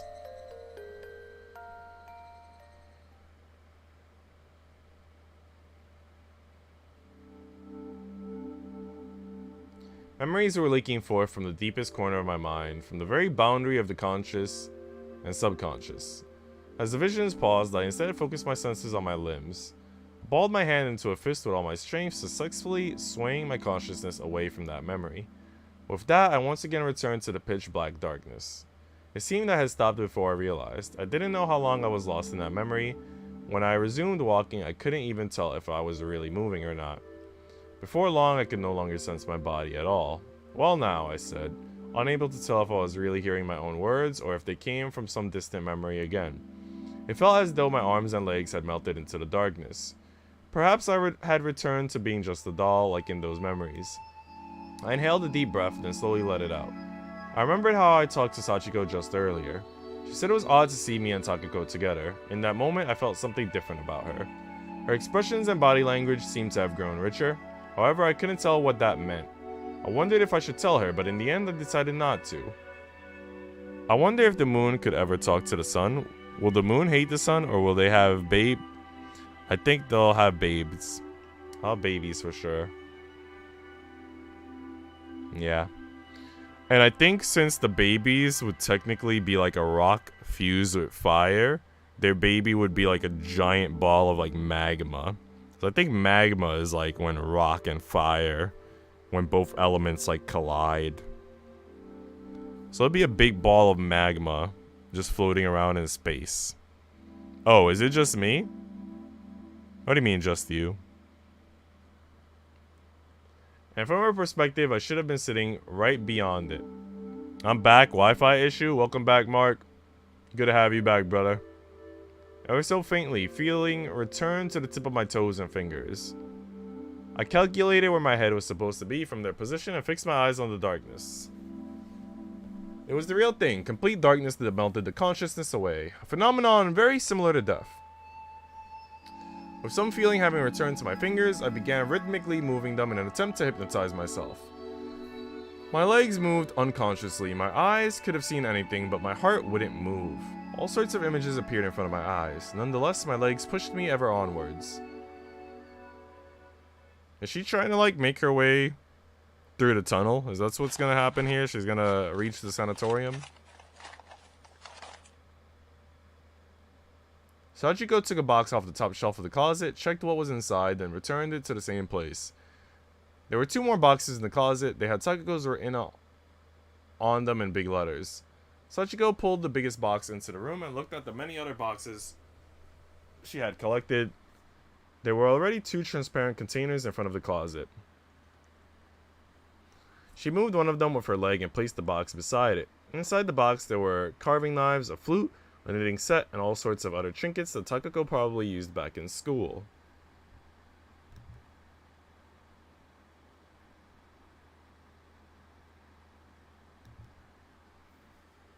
Sachiko took them out of the box one by one, separating each item into 2 categories, important things and trash. She crushed the paper bag that was mixed with the other articles and put it into the trash container. There was a radio cassette player underneath it. She plugged it into the electrical socket and flipped its switch. A familiar melody filled the cold, gloomy room throughout the static. Sachiko turned around and looked at the bed. A doll she'd left on the edge had fallen down to the floor. Sachiko reached out and picked it up. Its lips had frozen into a perpetual, almost confrontational smile. Isn't this the doll from the last chapter, or from one of the tips? I think it was the last chapter, though. That they kept saying was Narasaki when they were, like, children, and they were, like, playing with the doll, and the doll, I think, was, like, a patient, or even the nurse. Is this the Narasaki doll? Appears almost like it was eager to ask a question or two. This too brings back memories, but I was looking for something else, said Sachiko as she turned the cassette player off. The melody stopped and the cold, gloomy room once again fell into silence. Sachiko took out a blue, rectangle-shaped can from another box. There were several radio cassettes inside. Back in middle school, Takako recorded her own radio show onto a cassette. Wonder which one it was. I believe it should have a yellow tape. Sachiko took out a yellow cassette tape from the can and pushed it into the player. The cassette holder sounded a rusty yet vigorous click. Sachiko put her finger on the play button, hesitated for a few moments, then pressed it. An old pop song began playing from the player. As the song ended, Takako's voice suddenly rang out through the static. She said it was the first song she'd ever brought.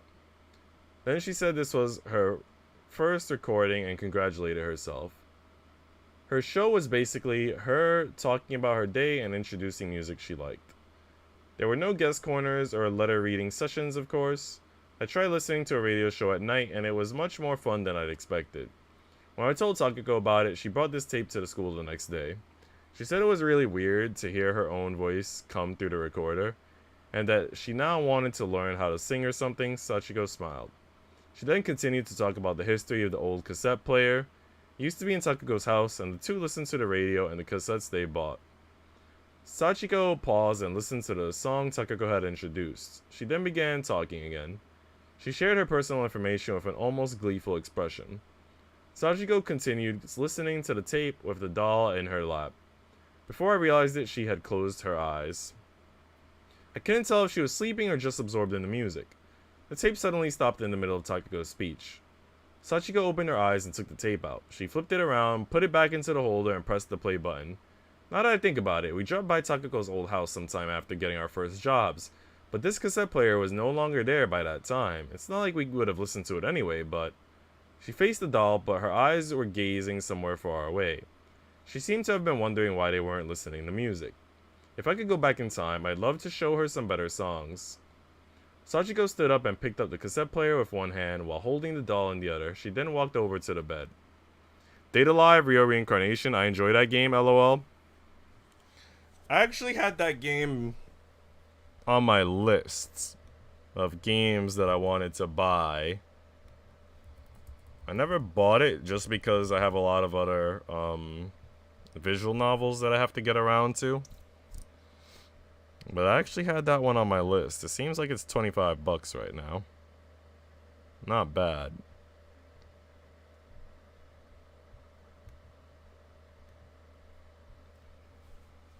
I gotta get that one day.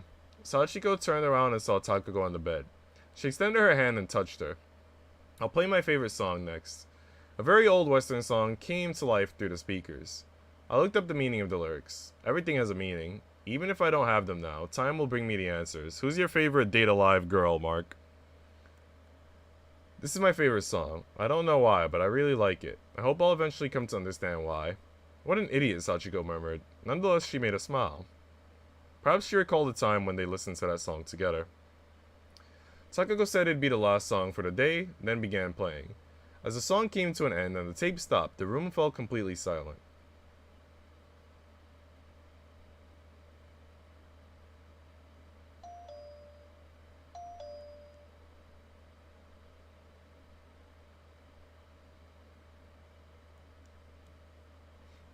Sachiko realized that her doorbell was ringing. She didn't know whether she had fallen asleep or was simply too deep in thought, but by the time she glanced at the clock, it was already midnight. Still, the doorbell was definitely ringing. Sachiko noticed light coming from one of the rooms. She went to bed before sunset, so there was no way she'd turn on any of the lights. She glanced at the doll by the pillow and embraced it. She listened to the sound in her bitterly cold bed. The sound of the doorbell seemed to have grown distant. What am I supposed to do? I could have sworn she said something. However, both her words and the doorbell became barely audible to me. It felt as though everything I observed was happening somewhere far away in another world.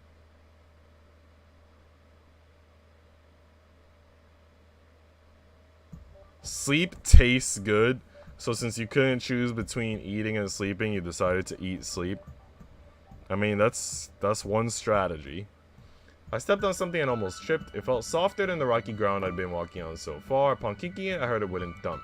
You know what? You inspired me to take a break for a moment. I'm gonna get some chocolate. Since you're talking about eating, I got a hankering now for some chocolate.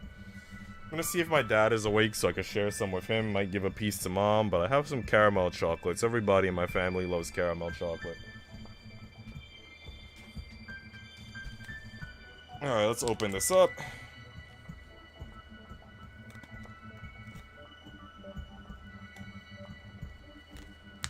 What's the best way to open this? Oh, it opens from the bottom. I thought it opened from the top. I think it opens from the bottom.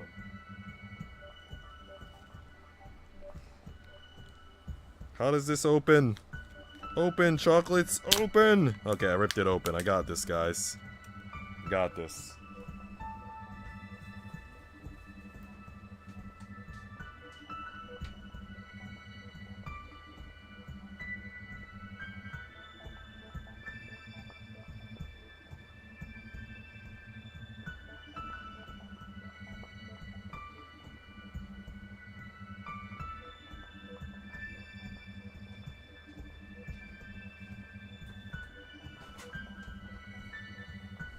Alright, I have shared some caramel chocolates with my family.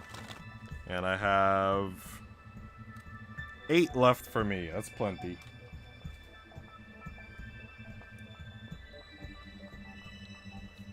Looking forward for season 5 Date Alive. I don't know if it's a finale. Wait, but who's your favorite girl? You still gotta tell us who your favorite girl is.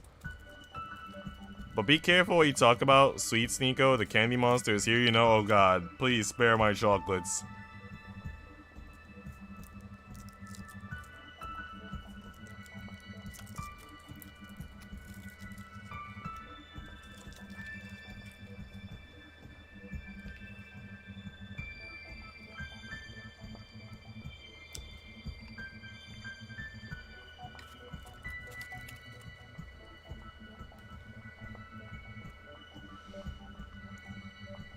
Listen, Mark.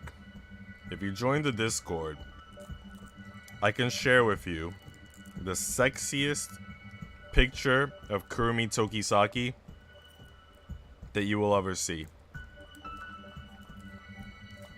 That's my offer to you.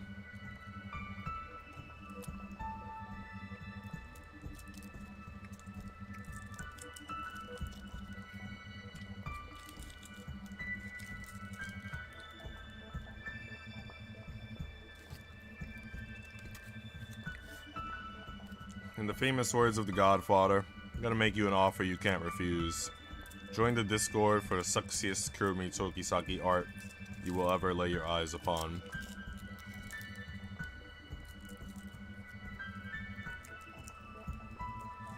Eating all 8 pieces of chocolate because they're very small.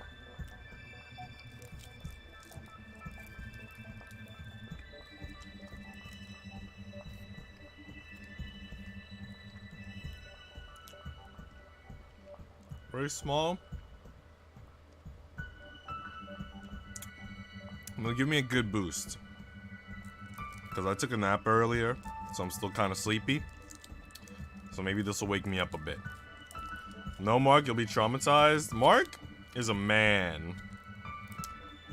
If there's anything I know about men, they like the sexy. I think Jack and Click will back me up on this.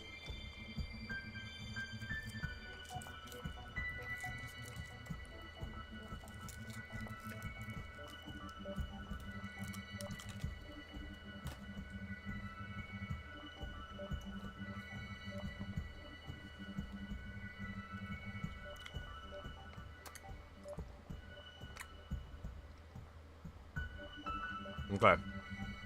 Let me go throw out my chocolate wrappers, and then we could keep reading when I get back. Give me like half a minute or something. I plead the fifth. Jack, just because I haven't caught you in the waifu channels of my Discord doesn't mean you haven't been there, alright? Keeping an eye on you, man. I'm keeping an eye on you.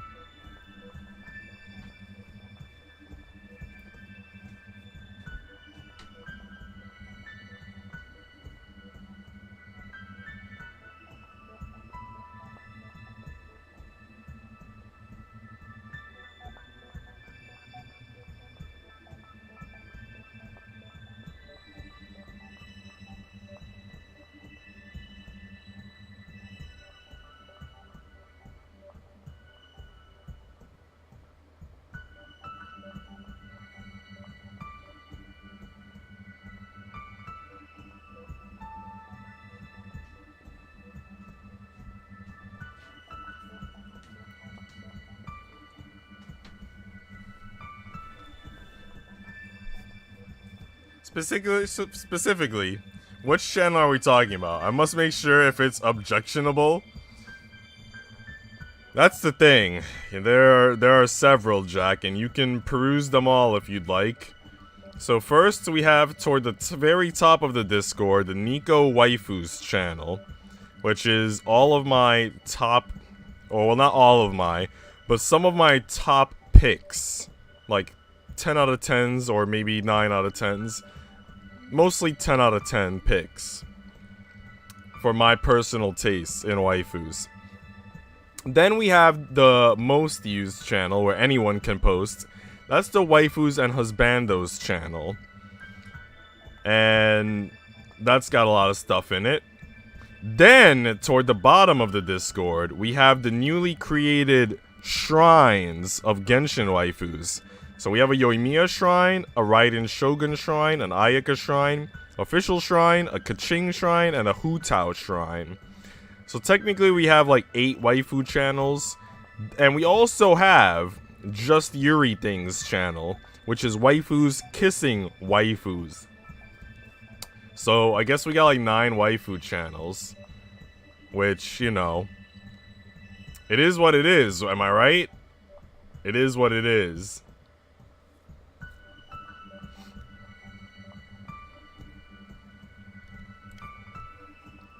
But let me know what you think about some of those, you know, peruse them at your leisure, you know. We have a few waifu raiders in the Discord. Wiggles is the primary waifu raider. And Click has been trying to steal Wiggles' thunder. If you want to become a waifu raider, you know, you can. If you wanna be more secretive about your ratings, you can. But you know, feel free to indulge in the carnal sin and pleasure that is the Nico GU Discord. In the meantime, let me give my friend Marco his desserts since he joined the Discord.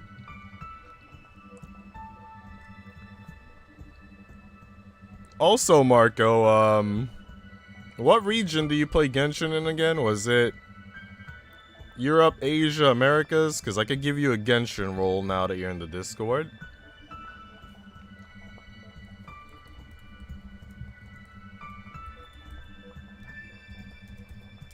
And I'll also say if you need any roles from the roles channel, feel free to ping me here to let me know. Introductions, welcome. If you want any roles, you don't need to put that there. The introduction channels is for introductions. We have a template too that nobody's been following. Feels bad, man.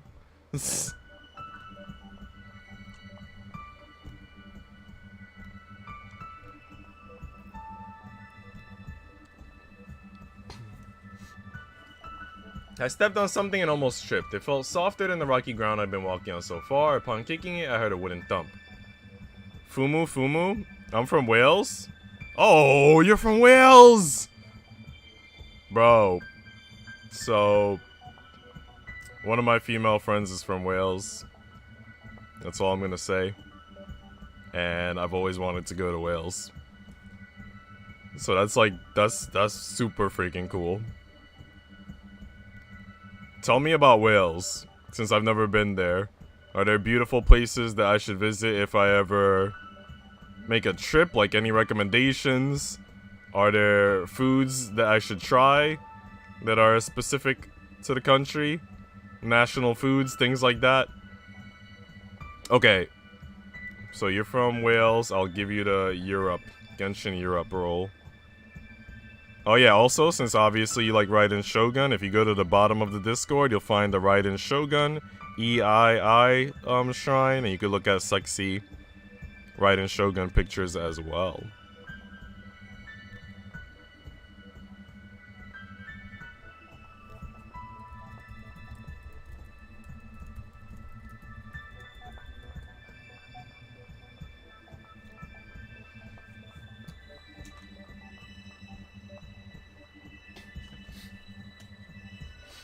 I prodded a few more times with my toes, making it quiver.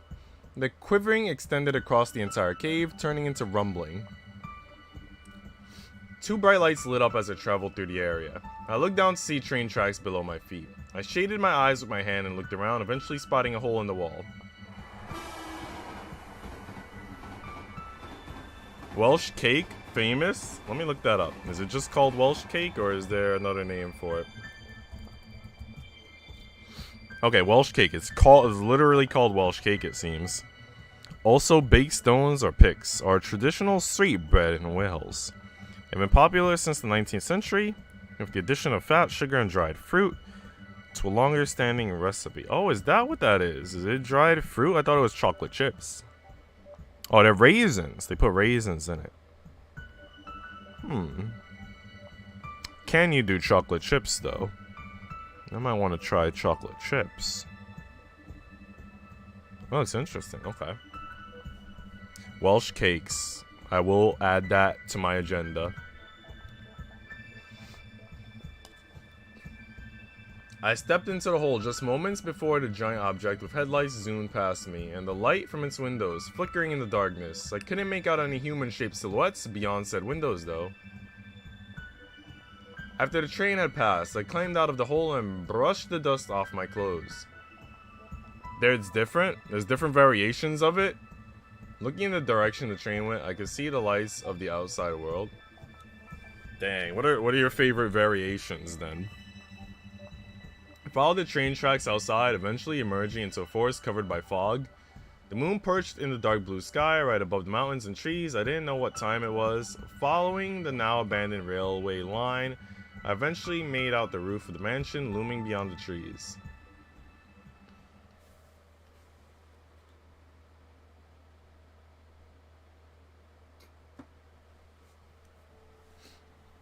The familiar pathway led me to the Western-style mansion I knew so well.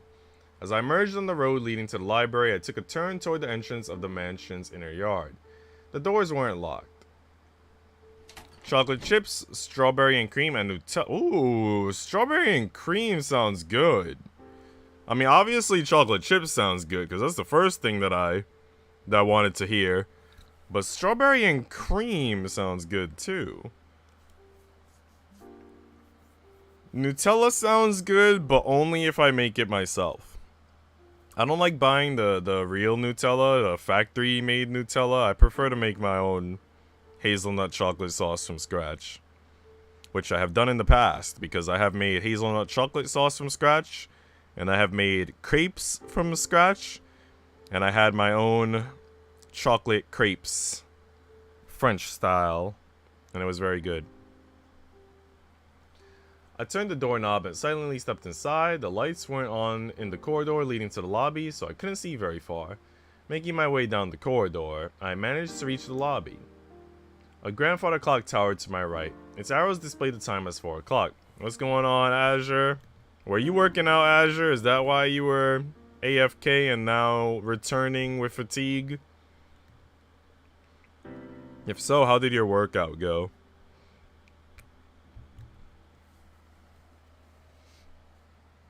Thinking about how much time I had until sunrise, I was just about to ascend the stairway when I noticed the silhouette of someone behind the counter. Good evening. The silhouette addressed me in Lily's voice. Good evening. Nana was really worried when you didn't show up for dinner. With no moonlight, it was darker inside the lobby than outside. As a result, even though my eyes had grown used to the dark outside, I still couldn't make her out very well in the room.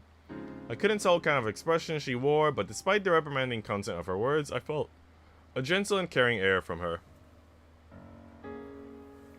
It made a sour face. I felt like a kid that broke her curfew. I'm sorry. Lily turned to the side and made a light yawn. Have you been waiting for me here all this time? Lily shook her head. I woke up in the middle of the night and decided to simply kill some time here. I wonder if I'm getting old. Whenever this happens, I usually come here to think. Still, I did have a feeling you'd be coming back. So that was part of the reason too. What do you normally think about here?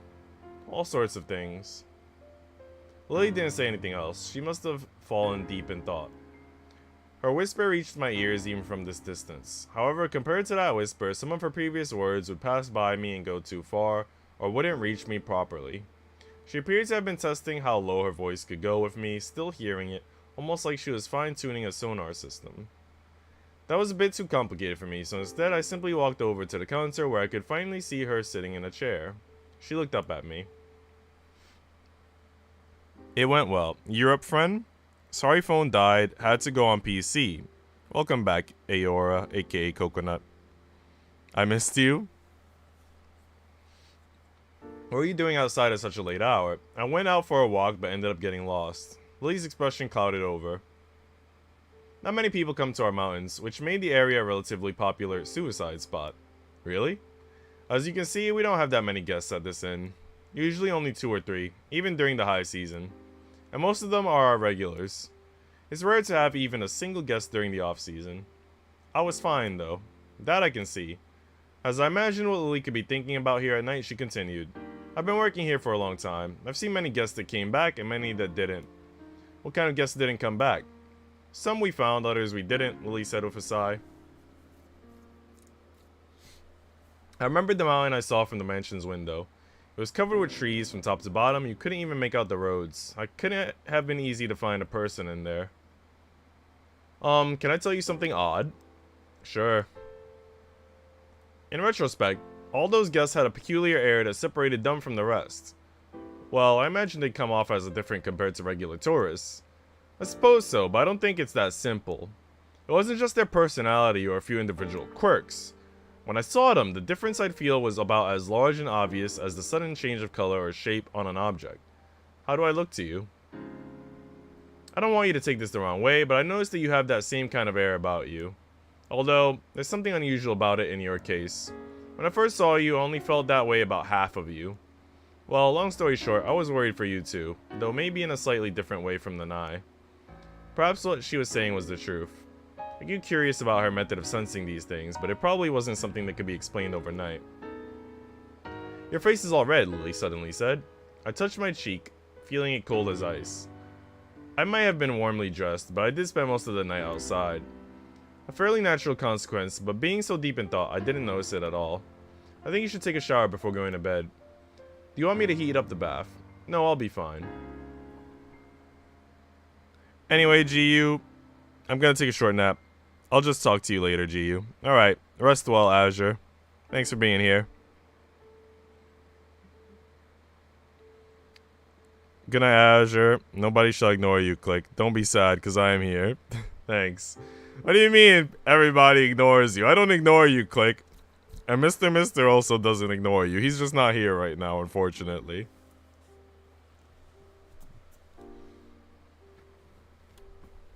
I waved my hand in denial while she made a troubled expression. Then, can I at least make you something warm to drink? I loved that. I felt like I'd make her worry even more if I refused, so I had her deliver the drink to my room. I turned on the heater as I returned to the room and changed into my inside clothes. I combed my hair for a while, then tidied up my room to kill some time. Moved everything from the table as well as the coat on the chair out of sight. Finishing that, I looked out the window. It was dark outside. I couldn't even see the moon. Lily knocked on my door. As I took the tray from her, she glanced at the heater in my room. It shouldn't grow much colder tonight, but it's a good idea to keep the heater on when you sleep. I nodded. You can keep the tray in your room. Thank you very much.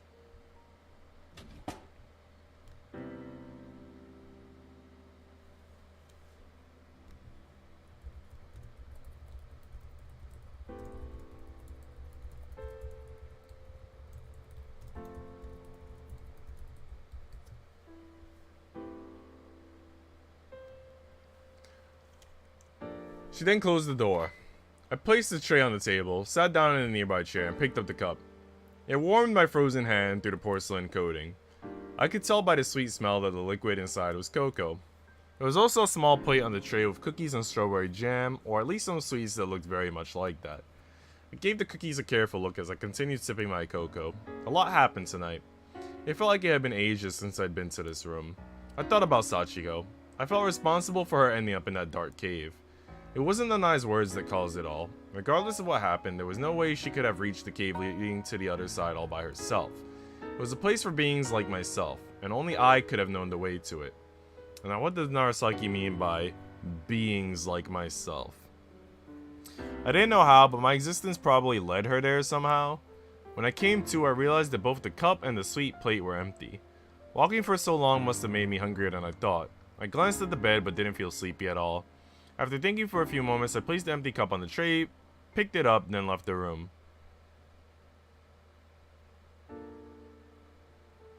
Lily was still behind the counter in the lobby when I came down the stairs. Is something the matter? Thank you very much for the treats. Having a hard time falling asleep, asked Lily as she took the tray from me and shoved it in the cupboard. Seems that way. I might not be one to talk, but it's healthier to go to sleep while it's still dark. I agree, I said with a nod, then asked if it wasn't colder in here. I'm used to it. It doesn't bother me when I'm so deep in thought. Why do you do your thinking here in the lobby? That's a good question. It would take a while to explain, though. How long exactly? Quite long. I wouldn't want you to freeze to death while listening to me at any rate. She said we would have plenty more opportunities to talk. However, I didn't feel like being alone right now. Besides, there was something I wanted to ask her. Can we maybe talk in my room then? Oh snap, are you hearing this, guys? Narasaki inviting Lily to her room. This is kinda hot at night. It's a booty call. Lily paused to think for a few seconds and asked me if I wanted more cocoa. Yes, please. Lily nodded. Then we can talk until we finish the cup. Actually, I was getting bored here by myself too. Lily stood up, took out the tray from the cupboard again, and stepped out from behind the counter.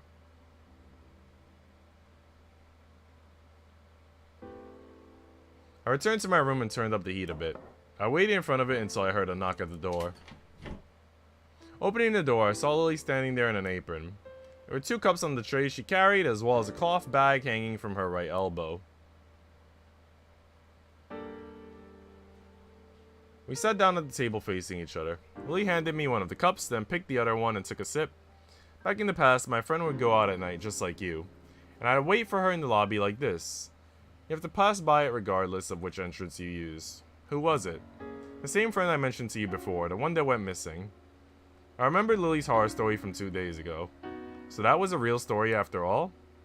I dramatized it a little, but it's true that my friend disappeared. You may remember how I said that she and I both lived here for a long time, so there was no need to worry about her getting lost or anything, but that time it was different. It happened shortly after her young daughter passed away. How did she pass away? She drowned in a river. I almost couldn't believe it at first, as the rivers here are really shallow. We had lots of rain over a period of a few weeks, and the increase in water apparently loosened the riverbed. It was like she stepped into quicksand and ended up being sucked underwater. My friend's husband passed away sometime before that too. Anyway, she was severely depressed during that period. Lily picked up her cup, which reminded me that I hadn't even started my drink yet. Either way, I lifted my cup as well. Are you gonna do something else after this? Holy, I'm scared for this scene. No, I'm not doing anything else after this. I'll stream Genshin again tomorrow. But today we're just gonna finish this chapter, and then that'll be all. Nah, trust me, he won't. Oh, alright, okay. The sweet aroma of the cocoa washed over my nostrils as I drew the cup closer to my lips. She was always such a high-spirited and cheerful person, but after the incident, she began shutting herself up in her room. Even when we'd meet once in a blue moon, she would barely speak. One day around the time I started thinking about how I should do something for her before things spiraled out of control, I spotted her going out to the inner yard. When I approached her, she actually had her usual cheerful expression. I asked her what she was doing, and she told me she spotted a rare butterfly through her window. A butterfly? Yes. She used to collect insects as a hobby. I asked her if she wanted me to bring an insect net, but she refused. Anyway, seeing her like that relieved me a little. I figured she managed to get it over it somehow. If Jack is not here, he might... Wait, what? Jack is here. She even began smiling again. And even regardless of whether Jack is here or not here, whenever I do SeaBed, I do SeaBed and just SeaBed. I heard a clang. I glanced down to see Lily's cup on the tray. You have $25.50. You gotta start using that other account. What happened? Why aren't you using the main account where you have the more points? Why are you trying to build points on the account that's behind on points? You also gotta start commenting on those YouTube shorts. You get 1,000 points every time you comment on a video. You're slacking. But after a few days, she went outside and never came back. I couldn't see what was inside her cup. I thought about all sorts of things as I waited for her at the counter. Where was she right now? Why didn't she tell me anything? What was the name of that rare butterfly she spotted? You didn't go looking for her? I looked for her everywhere I could think of, but I had a feeling I wouldn't find her. I didn't really think she'd return, even when I was waiting in the lobby. I don't know why I felt that way, but I was almost certain I was right. But I didn't have a similar feeling, nor did I suspect anything back when she was still around. So I think the cause that made her disappear lies somewhere beyond my knowledge. Maybe somewhere in her room, seeing how she used to lock herself up in there so often. Wait, is this room of this lady the same room that, like, is, like, trans-dimensional and stuff?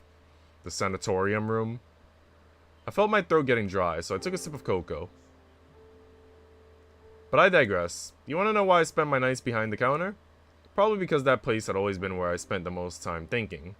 I wondered if she was still waiting for her friend, but it wasn't really my business to pry. Instead, I asked about something I found curious. The premonition you were talking about. That was the same feeling you talked about when I came back tonight, correct? Yes. You said that only half of me made you feel it, though. It was very odd, I admit. How about now? I don't feel it that strongly anymore.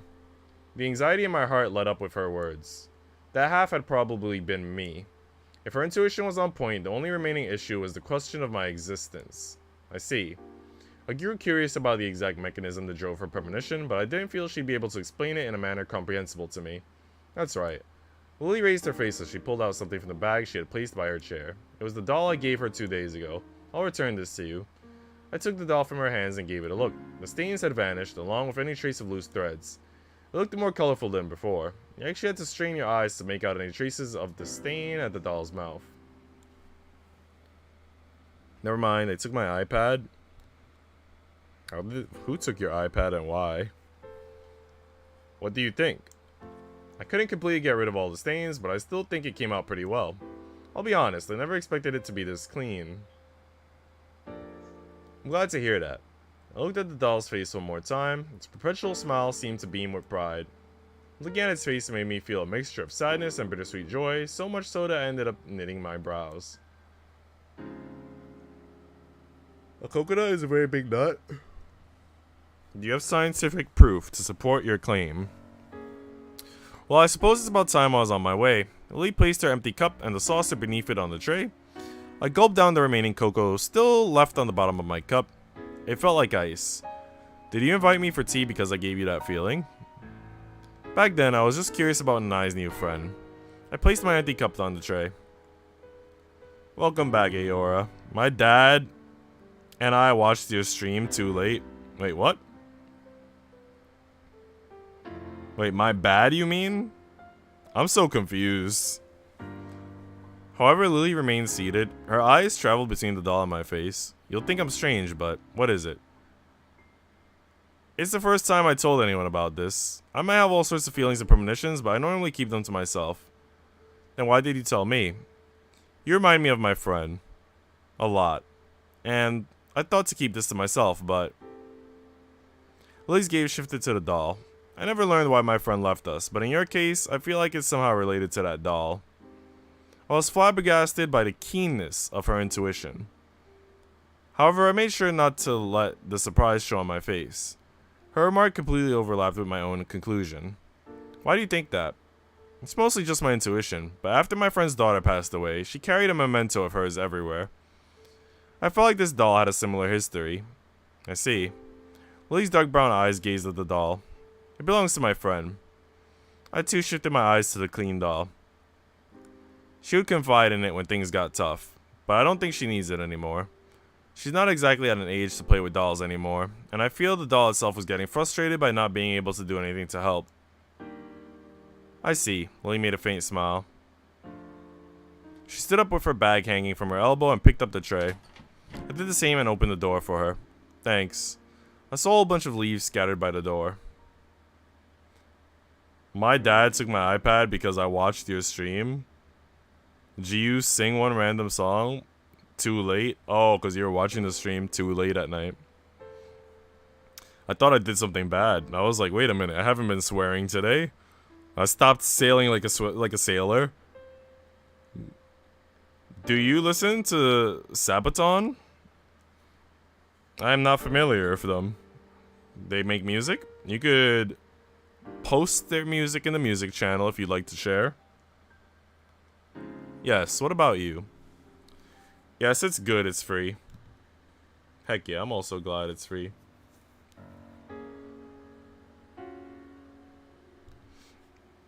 I'll go for a walk after I get some sleep. That's a good idea. Let's have another chat if the opportunity swings by. Sure. Good night. And with that, Lily left the room. After saying goodbye, I closed the door.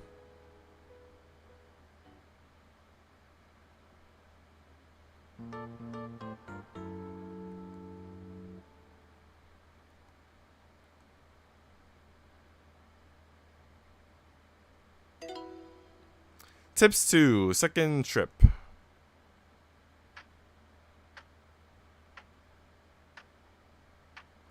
As I rolled around in bed, the sheets slid down my shoulder. I opened my eyes and sat up. The decorative plant with heart-shaped leaves and the sheep figurine sparkled in the morning sun, making me narrow my eyes. I placed the palm on my empty stomach. I felt like it could start rumbling at any second now. Did I have something for dinner? Anything for dinner? Before I knew it, the world beyond the window had turned snow white. Some frost had formed on the window glass and was sparkling in the sun. I gazed at it for a few minutes, then climbed out of bed.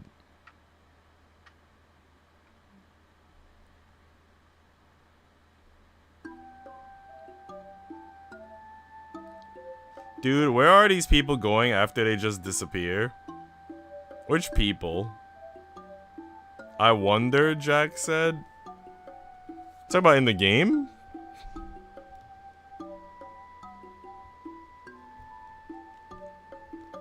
The sweet aroma of coffee filled the cafeteria. When I stepped inside, I spotted Nanai sleeping at her seat by the window with her head resting on the windowsill.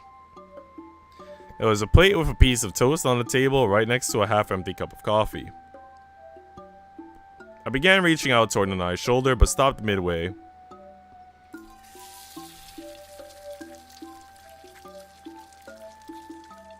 Good morning. Nanai addressed me while I was stirring the frying pan. Good morning. I'm sorry for using the kitchen without permission. Don't worry about it. It's my fault anyway. You should have woken me up. You looked like you were deep in thought. Did I? Nanai sounded a laugh. I slid the fried egg over the plate with the toast while also adding some salad for garnish. I then left the counter with said plate in hand and placed it on the table Nanai was sitting at. About yesterday. What? Never mind, it's nothing. You know, I don't think I've ever had fried eggs with toast before. Should consider the contents of my plate. It's just an old habit. My housemate loved fried eggs. I see. If there wasn't at least one thing she liked on the plate, she wouldn't ever shut up about it. Can I have a taste? Go ahead. Nanai held up her piece of toast with 3 fingers and extended it toward me. After I placed a slice of fried egg on it, she took a bite. It's both salty and sweet. Pretty good, actually. Thanks. Happy New Year's to all my American friends? It's not New Year's for the Americans. Steel Commanders, Christmas Truce, Unkillable Soldier, Panzerkampf, The Attack of the Dead Men. Should I screenshot that? I'll screenshot that, because I won't remember otherwise. But I'll try to listen to some of them. No, that's the UK. Oops. Dang. So now you're just saying that everyone in the UK is American? You're just like, you're gonna do them dirty like that? Mark won't stand for this. And neither will I. Can I have more? Sure. Nanai thanked me and picked up another piece of toast. Put some fried eggs on it again. Oh yeah, I heard you took a liking to our library. Auntie said she often sees you there. Yeah. Silence helps me relax. That place is full of ancient books and not much else. I doubt you'd find anything useful. Perhaps you're right. There's a particular shelf behind the stairs I tend to frequent. It has some more modern novels, along with magazines about cooking and fashion. I see you like keeping your things organized. Depends on the thing. Do you not like that library? It's not that. The place is a bit too silent for me, though. When I look high up at the ceiling, it makes me feel like I'm a dead fish that sank to the bottom of the sea. All it contains is old information and records that are no longer relevant to our age. It reminds me of old stuff like ancient, rusted bicycles and cans that people fish out from the sea. I thought you liked old things. I like old things that still serve a function. And I suddenly made an awkward smile. I'm sorry about yesterday. I was really drunk. I placed the coffee cup on the table. When I looked up, I saw Nanai covering her face with one hand. I started running my mouth like some know-it-all. I'm getting all embarrassed just remembering it. It's okay, I'm not upset. I sometimes forget to think about the consequences of my actions. Everyone does that sometimes. This reminds me of the worst essay I wrote in my life back when I applied to an art school. Didn't know what to write about, so I began describing what kind of talents I had in minute detail. Normally you'd write about your motivation and plans for the school year, but I did so many things that make me want to kill myself in retrospect. I always tell myself not to run my mouth, but it all falls apart the moment I get too excited about something. Well, we all fit into this world like puzzle pieces after all. I don't know if you're trying to help, but I'd appreciate it if you didn't bring that up again. Really? I love the UK, I visit each year. New Year in UK, Happy New Year to UK watchers. Happy New Year's to you too, Mark, and everybody else. Well, I'll interpret it in a positive way this time. Then I made a faint smile. I ended up unable to contain a smile myself. We continued cheerfully chatting for a while. After we had finished, Nanai picked up our empty plates from the table, walked behind the counter, and began washing them in the sink. After, she offered me a second cup of coffee, but I refused. I had been feeling sleepy since morning, but I didn't feel like caffeine would help. With my head still feeling somewhat heavy, I looked around the cafeteria while sipping what remained of my coffee. Ever since coming here, I had been the only guest to use this huge room. When I thought about it that way, it all felt really extravagant. For a while, I gazed at the lavish stained glass and the decorations on the lamps around it. Eventually, my eyes wandered to the pictures on the wall. The first one I looked at was the group picture with Nanai, her mother, and Lily. My gaze traveled further, passing by pictures of Nanai when she was little, then a wall by the mansion that was no longer here. As I gazed at Nanai's childhood pictures, I suddenly felt like something was off. I stopped on one particular picture and gave it a closer look. Nanai and some other child were playing in the plastic pool. The inner yard of the mansion was visible in the background. As I frowned, trying to figure out what was bothering me, I suddenly saw something in the corner of my eye. I glanced at the window and saw Narasaki walking through the inner yard.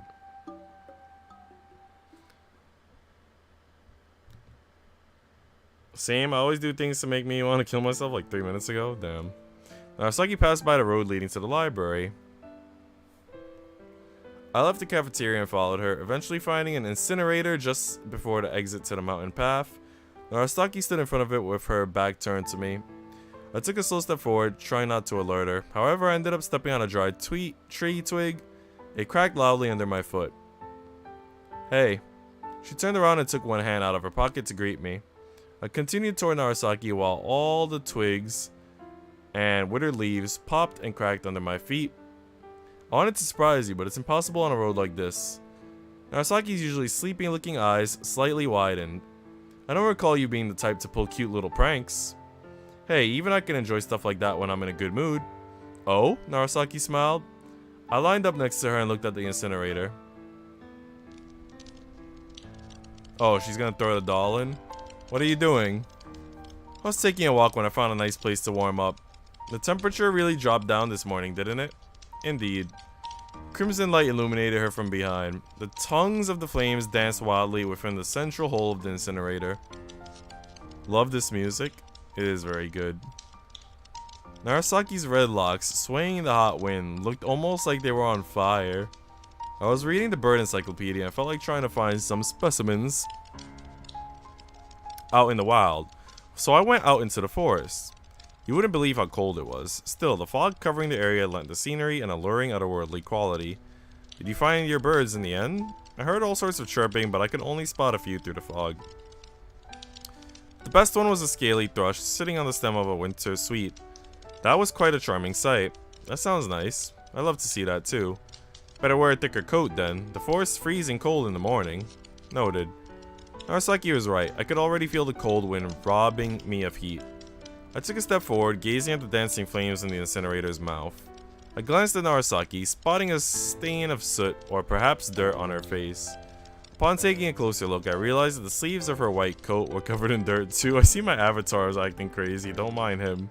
How far did you go? I got up pretty early, so I must have wandered quite far into the woods. After I pointed out the stain on her face, she brushed it off with her hand. I suppose you never were one to show restraint. I got a sudden job request, so I'm leaving in the evening. It's not every day I can come so deep in the mountains, so I figured I'd experience as much of the place as possible to make sure I wouldn't regret it later. Well, that was certainly sudden. That's how jobs work. I suppose so. What's your plan for me? You haven't been hallucinating or hearing things lately, correct? Perhaps not right now, but who knows when I might relapse. Narasaki made a troubled face and shook her head.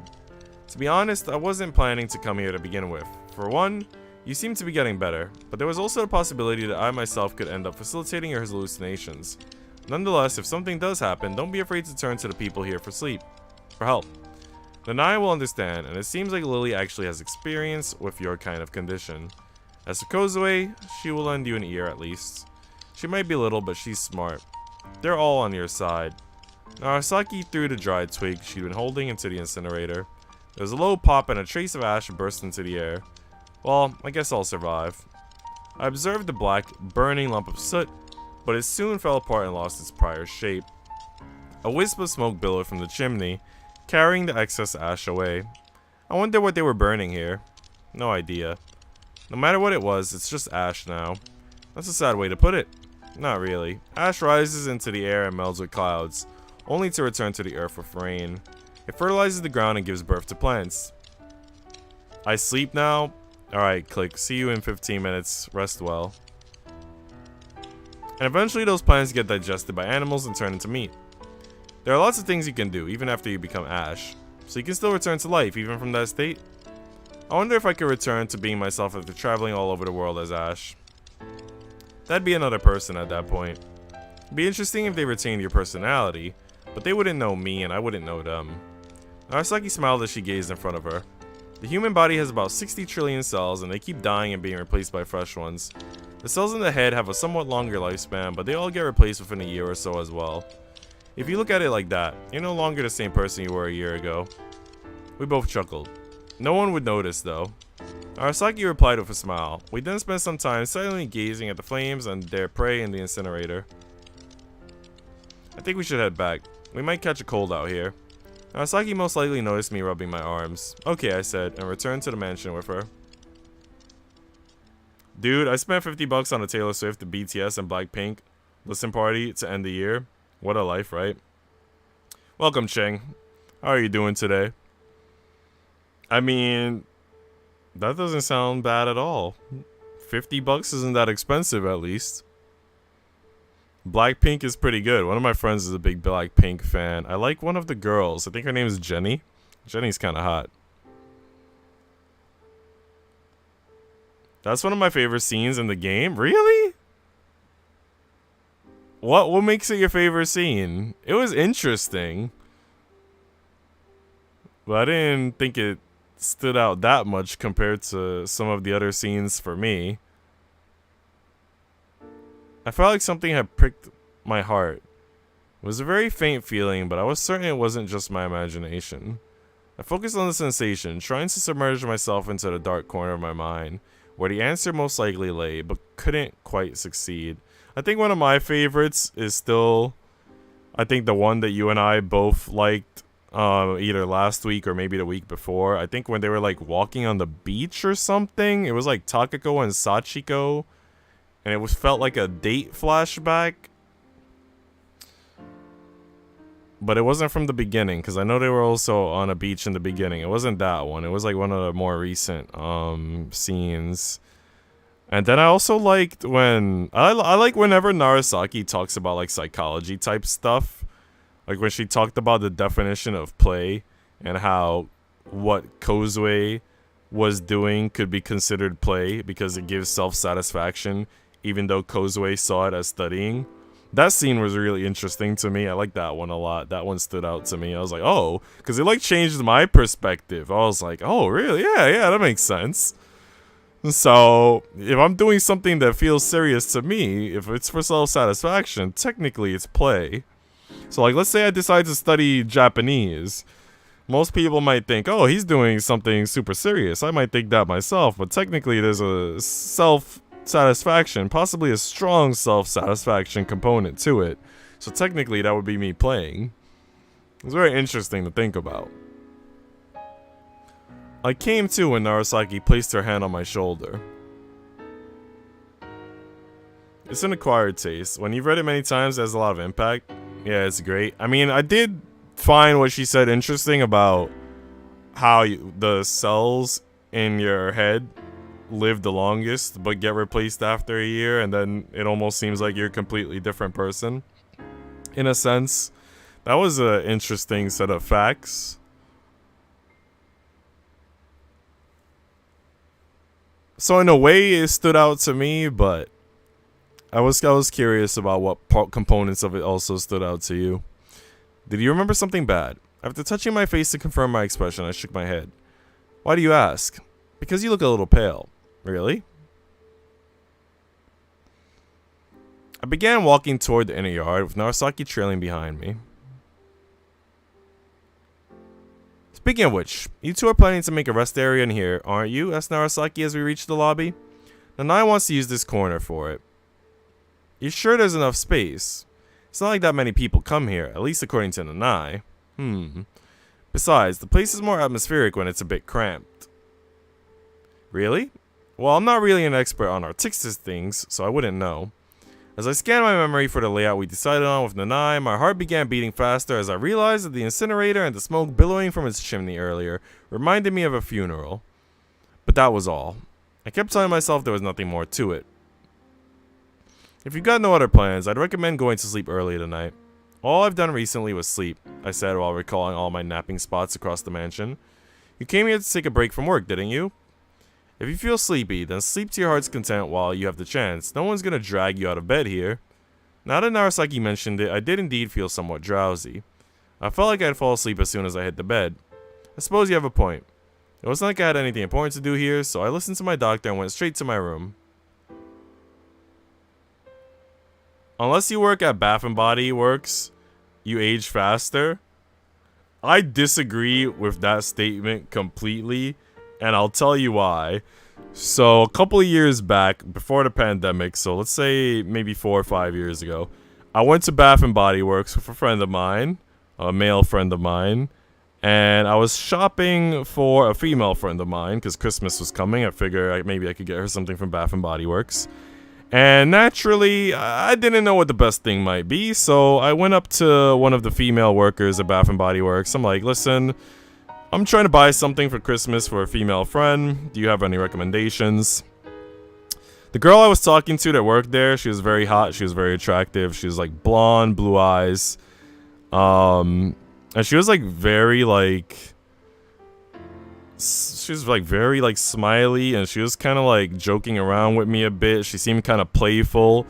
My friend ended up saying, dude, I think she's like flirting with you. I think she's into you. And I was like, yeah, I kind of get that vibe too, but you know, she's on duty. I don't feel like I should be flirting with her while she's on the job. I don't know if that's like, you know, I don't know if now's the best time to flirt. But anyway, so I was asking her if what could I buy for my friend, and she was like, "Oh, well, is your friend like older or younger?" I was like, "It's an older woman at my workplace that I get along with," and she gave me some recommendations. She was still, you know, smiling, doing her giggling and flirtations, and then went back to Bath & Body Works like maybe 4 months later. That same girl was working there, but she looked considerably older for some reason. It was very odd. And then me and my friend were like, damn, Bath & Body Works changes people.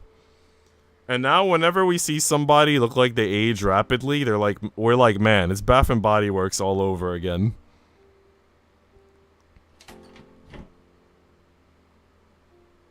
So yeah, my experience with Bath & Body Works has been the opposite. The warm air caressed my chilled body as I opened the door. It was much warmer than I thought, so I glanced at the heater, but it was off. I hung my coat on the back of the chair and sat down on the bed. Narasaki closed the curtains and began fiddling with the heater, trying to set the most comfortable temperature. I lay down on the bed, closed my eyes, then opened them again to look at Narasaki. She was on her way to leave the room. I adjusted her back, making her turn around. I wanted to thank her, but I wasn't entirely sure what for. You want me to stay by your side until you fall asleep? Narasaki returned and sat down in the chair. We spent some time chatting. She remained seated in the chair while I was still lying in bed. Her voice relaxed me. You need imagination for that kind of work. She made a remark about the company Sachiko and I founded. Have you ever thought of ideas as a spring? Not really, but I remember Sachiko saying something along those lines. She likened them to a well, though. I think she said that every person had their own well inside them, and that all the feelings they had felt up until that point were stored there, and to convey them to other people, you have to scoop them out of your well and carry them to theirs. But not much can fit into the palm of your hands, and you can't avoid spilling some along the way, so only a fraction gets conveyed in the end. That's why you've got to work for it. You've got to make yourself a bucket. Words, music, and pictures are manifestations of it in the real world. People eventually discover different vessels for their soul. This is very deep. That's an interesting metaphor.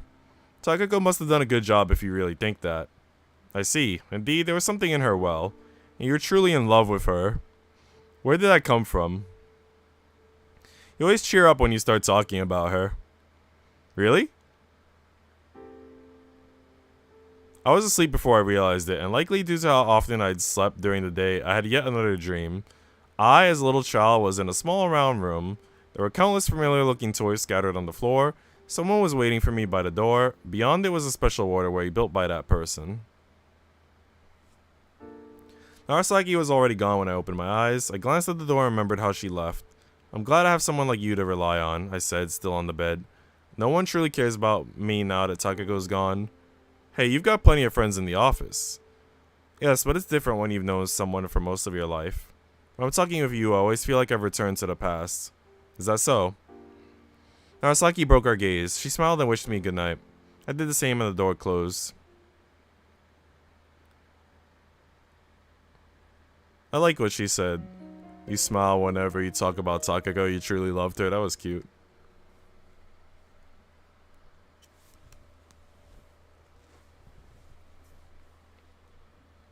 Okay. I think we're going to end stream here. I don't know how much there is left for chapter 6. I would have liked to have finished chapter 6. But we've also been streaming for 2.5 hours, and I did a stream earlier today, and I'm just like really tired. So I guess since we at least got to a new part in this chapter, this will be a good part to end for now. And then next week I have to remember that we have a tip that we need to catch up with. Have you heard what's going to happen in 3.4? No, what's going to happen in 3.4? I heard there might be a potential Hu-Tao rerun. I think that's what they were saying. There might be a Hu-Tao rerun soon, which a lot of people have been talking about. They may have mentioned another character that's getting a rerun, but I forgot who. So, yeah, what else is happening in 3.4 before we end? Feel free to discuss. Going into it would be spoilers, Jack said. Alright, if you remember in the future, whether it's next week or some other time, how the upcoming content links to that scene that we just saw, feel free to explain further the connections and why it was very impactful for you. I'd be interested in hearing. Look it up, Sumeru Desert. Oh, I did see... Wait, no. I mean, I'm already in a Sumeru Desert, but I saw that there was like an area that you couldn't really get to in Sumeru, and it looked like it had these dead trees. New area links, expansions for the Sumeru Desert are very large. Yeah, I think I kind of had the feeling that they would expand Sumeru. So that's not too much of a surprise. I haven't been able to explore Sumeru in full as it is. I mostly just went to the statues of the 7 and that was it. So I gotta do some more Sumeru exploration, I must admit. Like, the map is unlocked, but I still have to dig around, you know what I mean? Really explore every nook and cranny. But alright, guys. This is where we're gonna end stream for today. Tomorrow I'll be streaming again. We'll do Genshin at the usual Genshin time. And if I still have energy left, we might do a second stream tomorrow, the same way we did today, of a 2D side-scroller. But yeah, thanks everybody for being here. It's been a pleasure chatting with you all, as always. I enjoyed the conversation, the communication, the interaction. For those of you who have left a like on the stream, arigato gozaimasu. I see we got 7 likes. Very much appreciated. You'd be surprised, more underground locations. Alright, I'm not gonna Google too much, just because I'd rather be surprised by it. Cheerios, I'll go back and watch the start of the stream. The start of the stream was very slow, because I was like eating in between reading, but hopefully you enjoy. Don't mind me eating while streaming. You know, you get a little bit of potential mukbang action, I guess. If there's a Hootah rerun, my wallet is just like, peace. Bro, your wallet's gone. You already know your wallet's gone. But alright, guys. I'll see you tomorrow, and I'll see you in the Discord. Have a nice night. Enjoy your New Year's. Take care, friends.